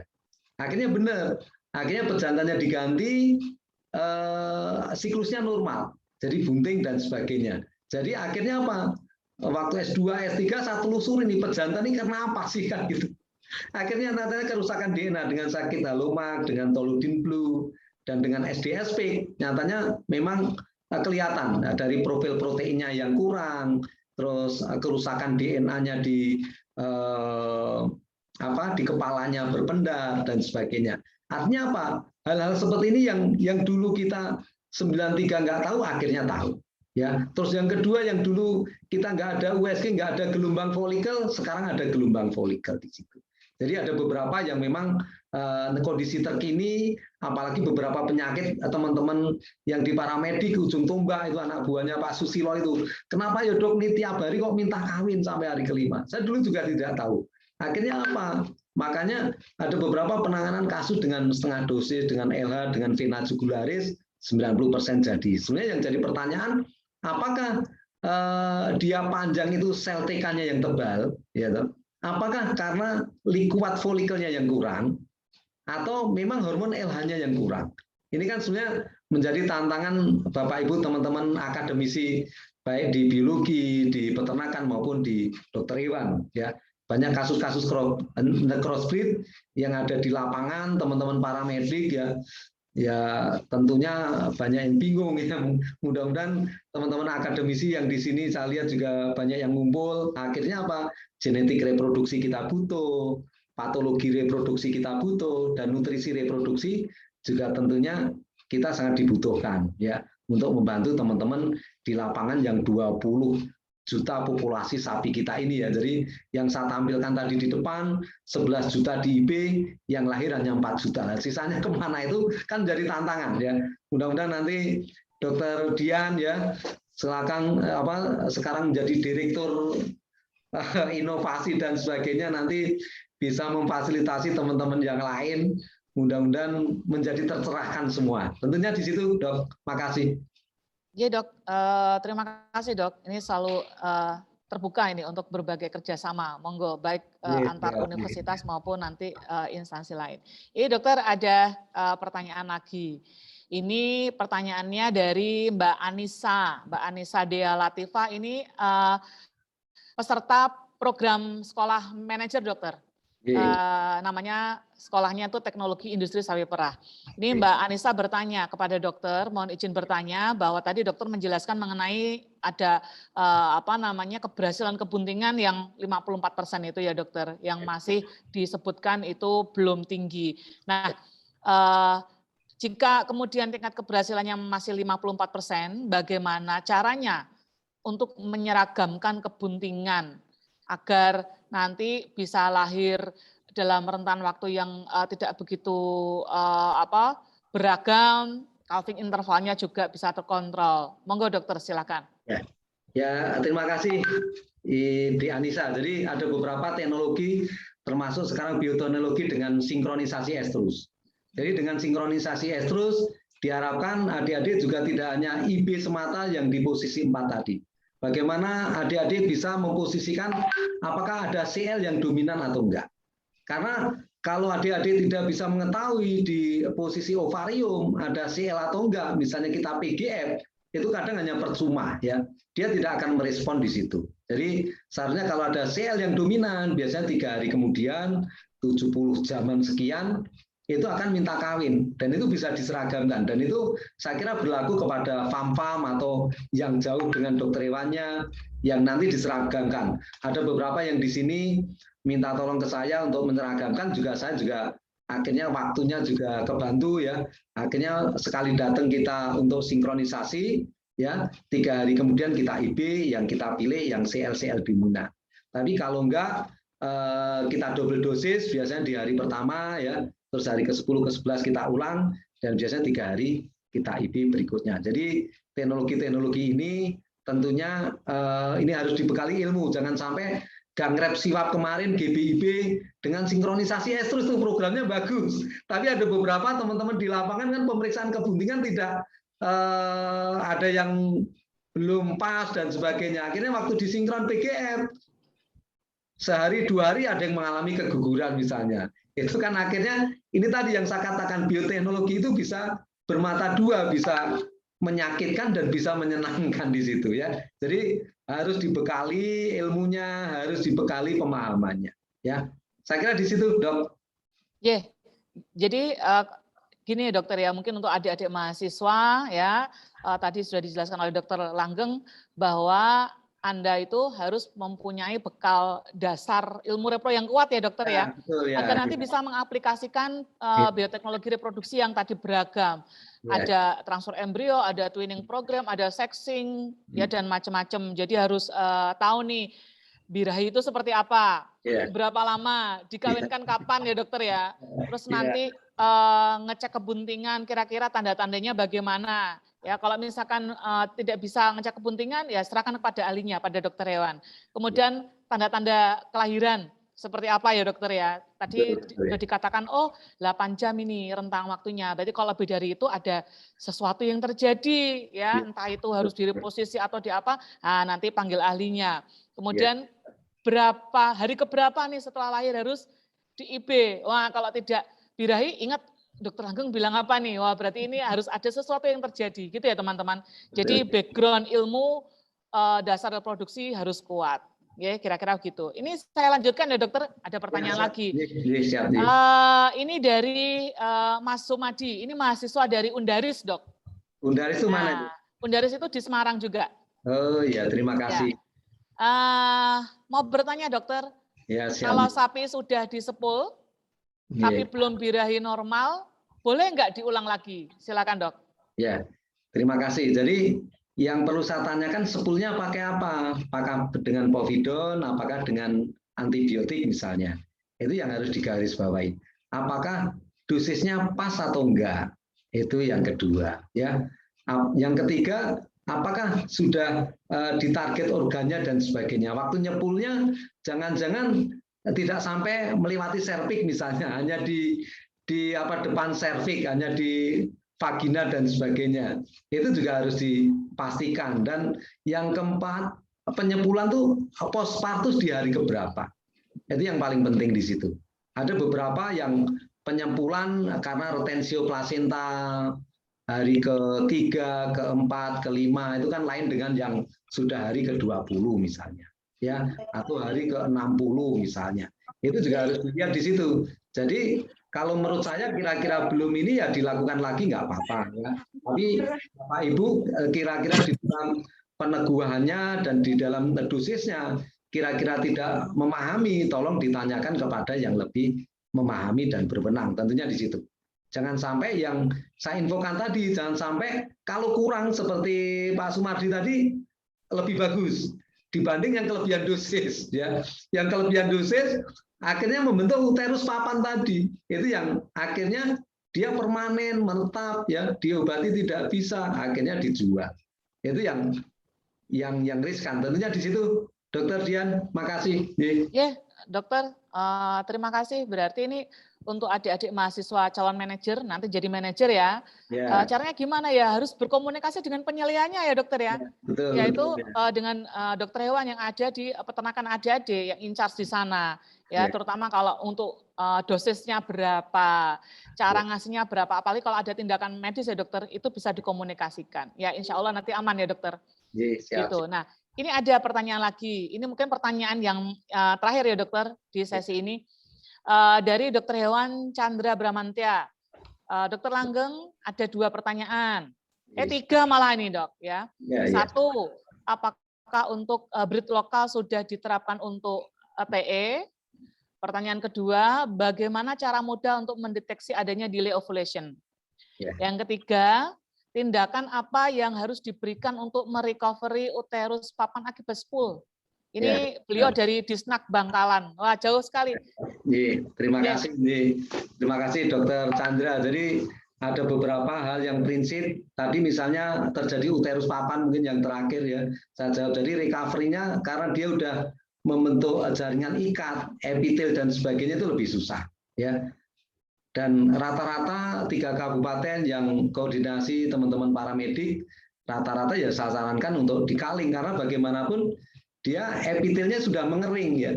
Ada beberapa kasus saja karena penanganan retensio plasenta yang tidak benar, 4 bulan, 5 bulan mengalami keguguran ya. Apalagi dengan uterus papan yang tentunya seluruh permukaan epitelnya sudah mengering semua. Saya kira belum ada langkah untuk recovery, untuk perbaikan di dalam hal ini ya, kecuali ada teman-teman nanti ada stem cell gitu ya misalnya ya, untuk merecovery-nya saya kira juga perlu ide yang bagus tentunya di situ. Terus yang pertanyaan kedua tentunya bagaimana mendeteksi di dalam terjadinya delay ovulasi. Dari beberapa pengalaman di lapangan, kalau dulu minta kawin pagi, siang atau sore atau besok paginya dikawinkan ya. Kalau sekarang ada beberapa laporan yang tiap hari minta kawin, rata-rata sampai hari ke-3, ke-4, ke-5 ya. Jadi penanganannya adalah di IB waktu dia minta kawin di hari terakhir. Kita harus menanyakan ke peternaknya, kemarin estrus yang terakhir hari keberapa Pak? Itu harus ditanyakan. Oh harus misalnya hari ke-3, ya sudah kita untuk siklus berikutnya kita IB di hari ke-3. Oh hari ke-4 Pak, ya udah hari ke-4 ya, atau hari ke-5. Beberapa teman-teman paramedik yang saya sarankan di sini ya, termasuk ada Dokter Mukti di Nganjuk atau di Kediri sana sekarang udah bunting 5-6 bulan misalnya, yang mengikuti saran saya untuk di akhir estrus. Atau ada beberapa yang punya hormon LH, saya sarankan dengan setengah dosis dengan memberikan vena jugularis. Adik-adik dan Bapak Ibu semua juga harus memahami vena jugularis sebelah mana dan sebagainya. Nyatanya 90% sudah mengalami kebuntingan. Atau dengan hormon yang lain, ada kemarin dengan GnRH dan sebagainya, walaupun agak lambat, 70% juga sampai ke kebuntingan ya. Tapi yang paling penting adalah bagaimana peneguhan diagnosa ini. Ya. Apakah follicle digraph-nya mengalami ovulasi atau enggak? 1. Kalau ovulasi untuk peneguhan diagnosa, apakah CL-nya kebentuk atau enggak? Itu yang paling penting ya. Kalau kebentuk CL berarti kemarin terjadi ovulasi. Kalau enggak, berarti tidak mengalami ovulasi. Apalagi kita peneguhan diagnosa palpasi perektal, adanya cystic follicle ya, akhirnya yang menetap di situ ya, lama-lama akhirnya membentuk cystic lutea, dan itu harus cepat-cepat dilakukan penanganan ya, kalau enggak akan berlanjut di situ ya. Jadi 2 pertanyaan. Yang pertanyaan pertama tadi apa, Dok? Oh, yang ini, yang TE lokal ini ya. Saya buka. Oh, breed lokal. Ya, TE lokal. Jadi untuk transfer embrio. Transfer embrio yang lokal selama ini kemarin Belgian Blue, Siminta, Limosin dan sebagainya. Lokal mungkin Madura dan sebagainya. Mungkin kita harus info sama Dokter Olan ya kali ya, Kepala BET. Kalau yang kemarin saya dampingi TE, terus Belgian Blue dan Wagyu malah ada Wagyu. Wagyu kita adakan TE juga, Siminta, Limosin, Brahman di situ. Ya kalau lokal mungkin Madura atau Bali atau sapi pesisir dan sebagainya saya belum dapat info. Gitu aja, Dok. Terima kasih. Ya, Dok. Ini di Teaching Farm FPP juga selain sapi perah kami juga ada Teaching Farm sapi potong, Dok. Nanti kalau dokter ke Semarang wajib mampir ke Undip. Siap. Insya Allah tanggal 18, tanggal 22 sampai 18 sampai tanggal 22. Oh iya, saya catat, Dok. Siap. Terima kasih, Dokter Langgeng. Siap. Ini maaf, Dokter Dian. Yang pertanyaan pertama yang terakhir nanti mohon maaf alamatnya nanti saya kirim buku. Oh, inje. Jadi nanti yang bertanya pertama dan terakhir ya, Dokter? Ya, pertama. Silakan ditulis nanti alamatnya di meeting chat, nanti dibantu Mas dan Mbak Panitia nanti. Ya, siap. Oke. Jadi mohon izin sedikit menyimpulkan tadi yang disampaikan Dokter Langgeng ya, bahwa reproduksi ini sangat mendukung ya nanti produktivitas sapi perah, keberlanjutan produksinya, tidak hanya dari sisi jumlah ternak saja, populasi saja, tetapi juga untuk nanti produksi susunya ke depan.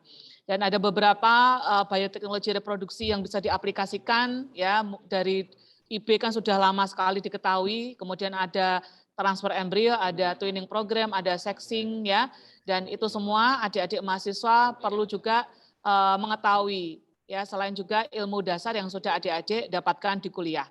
Begitu, Dokter. Terima kasih atas banyak pencerahannya, bekal ilmunya. Semoga nanti tetap berlanjut, Dokter. Bisa nanti bekerja sama dengan dokter. Ya, Bapak Ibu dan adik-adik mahasiswa, dengan demikian pula sesi pertama ini sudah berakhir. Ya, kita lanjutkan ke sesi kedua. Sekali lagi matur nuwun, Dokter Langgeng. Mungkin ada sertifikat yang bisa ditayangkan oleh operator untuk Dokter Langgeng sebagai ucapan terima kasih kami, mohon diterima, Dokter. Ini meskipun kita terpisah lautan antara Jawa dan Sumatera, ya, Dokter. Siap, namun ini matur nuwun sangat, Dokter Langgeng sudah berkenan untuk memberikan pencerahan kepada kami semuanya. Semoga Dokter sehat selalu. Matur nuwun. Rudi, terima kasih. Makasih, Dokter. Dan Bapak Ibu, adik-adik semuanya dimanapun berada, terima kasih. Matur nuwun, mohon maaf atas segala kekurangan. Wassalamualaikum warahmatullahi wabarakatuh. Waalaikumsalam warahmatullahi wabarakatuh. Ini langsung ke materi kedua, J. Silakan Pak Rudi. Makasih Ibu Dr. Hewan Dian Wayu Wirjanti PhD dan Bapak Dr. Hewan Langgeng yang telah memberikan materi dan dipandu oleh Bu Dian tadi. Adik-adik, Bapak Ibu yang saya hormati, kita masuk ke rangkaian yang kedua, di mana pada yang kedua ini kita akan mendengarkan paparan materi dari Mas Hendi Hidayat, Sarjana Peternakan. Mas Hendi Hidayat, halo Pak Hendi, selamat siang. Ya, selamat siang, Pak. Sebelum saya serahkan ke Pak Hendi, mohon perkenannya saya membacakan kurikulum vitae-nya, Mas Hendi. Ya, silakan, Pak. Baik. Ini kurikulum vitae dari Pak Hendi Hidayat. Beliau lahir di Bandung 1 Oktober 1982. Sudah menikah, kemudian tinggal di Perum Yudhistira, RT 6 RW 8, Kelurahan Dukuh, Kecamatan Sidomukti, Kota Salatiga. Pak Hendi Hidayat ini merupakan alumni dari Fakultas Peternakan dan Pertanian Undip. Dulu prodinya nutrisi makanan ternak, Mas Hendi. Betul, Pak. Betul, nutrisi dan makanan ternak. Ini sejak beliau lulus sampai sekarang, ini pengalaman kerjanya cukup banyak. Pernah menjadi kepala laboratorium pakan, kemudian pernah menjadi kepala penyuluhan pakan, kemudian pernah menjadi kepala bagian atau manajer pakan di perusahaan. Kemudian sejak tahun 2012 beliau dipercaya untuk menjadi manajer CV Capita Farm yang ada di Kota Salatiga. Kemudian sejak tahun 2015 sampai sekarang menjadi direktur dari CV Capita Farm yang tadi di awal sudah sedikit diulas oleh Prof. Bambang Bapak Dekan. Jadi kalau di Jawa Tengah ini Capita Farm ini merupakan peternakan sapi perah terbesar yang ada di Jawa Tengah. Oke. Kalau di Jawa Timur ada Greenfeed, di Jawa Barat ada Utrajaya, ini di Jawa Tengah ada Capita Farm. Nah, kita doakan bersama semoga populasinya segera mencapai ribuan, Mas Hendy. Amin, Pak. Amin. Amin. Insya Allah, Amin. Pak. Yeah.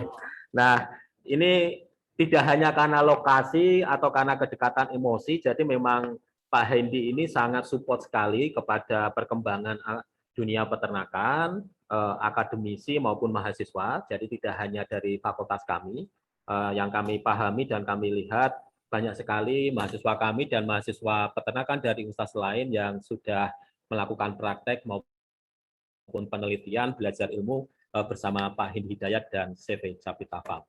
Baik, Bapak, Ibu, dan adik-adik semuanya, selama kurang lebih sekitar 1 jam ke depan, kita akan mendengarkan pemaparan dari Mas Hendy Hidayat, kemudian langsung kita lanjutkan tanya jawab.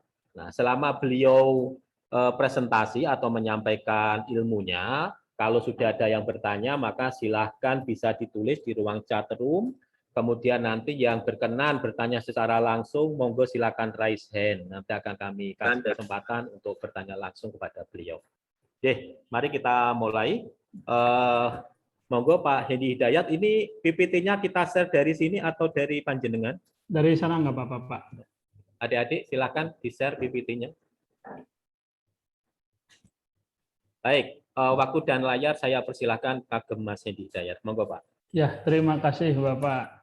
Assalamualaikum warahmatullahi wabarakatuh. Waalaikumsalam Ya, warahmatullahi salam wabarakatuh. sejahtera bagi kita semua. Selamat pagi semuanya, Pak. Mudah-mudahan kita berada di dalam lindungan Tuhan Yang Maha Esa.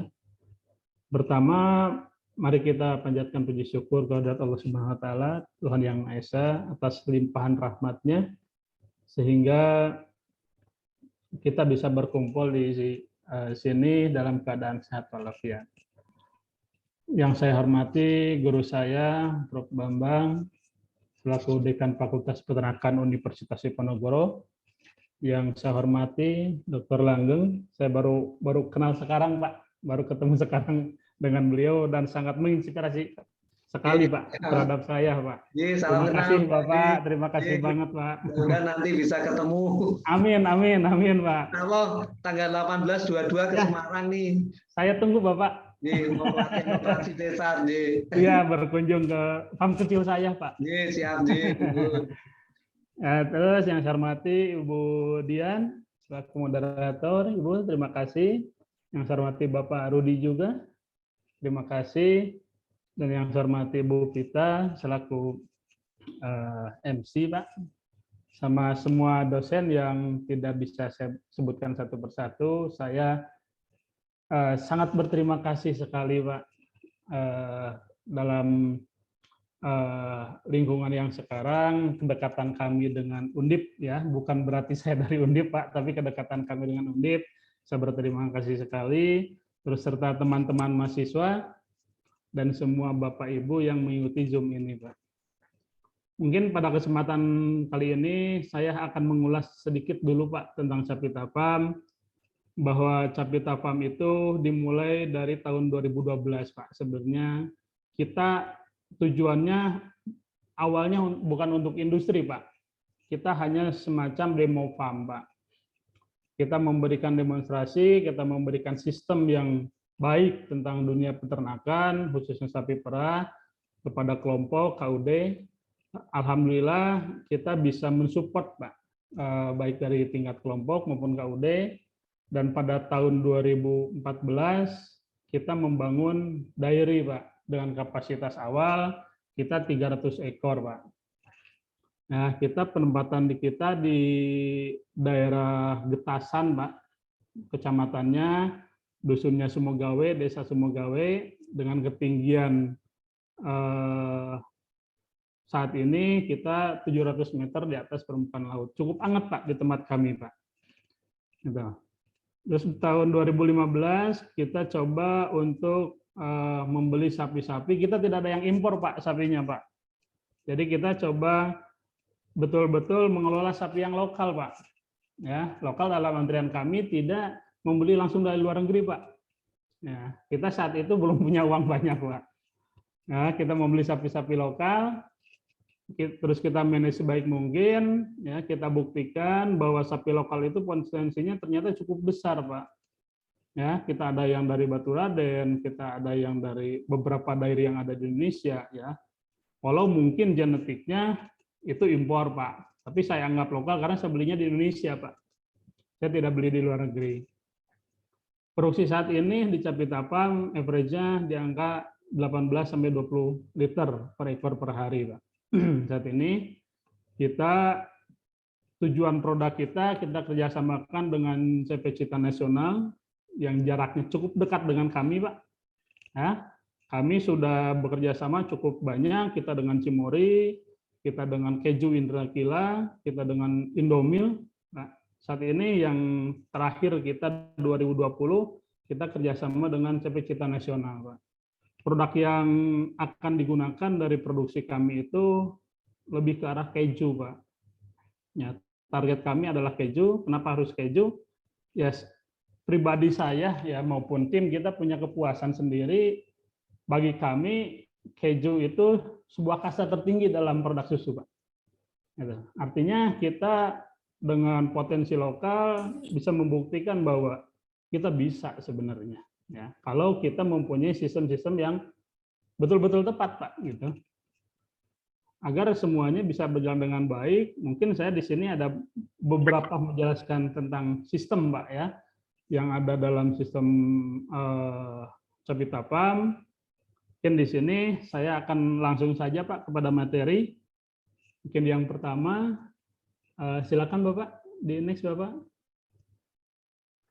Nah, di sini untuk industri yang tadi disampaikan sama Bapak Dekan bahwa industri peternakan sapi perah di Indonesia itu sekarang belum terlalu banyak, Pak.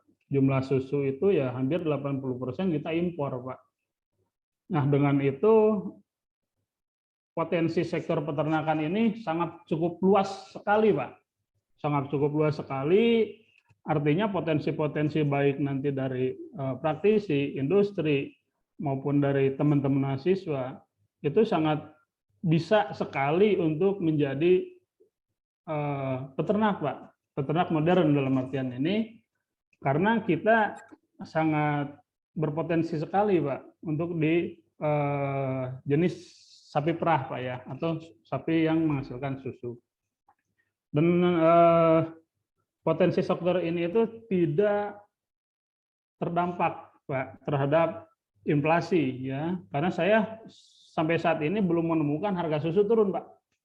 Mungkin teman-teman yang di produk peternakan yang lain, yang ada ayam, ada telur, ada daging, mungkin mengalami penurunan, tapi alhamdulillah di susu itu ada kenaikan, Pak. Selalu ada kenaikan. Walau kalau kata guru saya dulu, Pak, ya, kata guru saya ada dua hal yang orang mau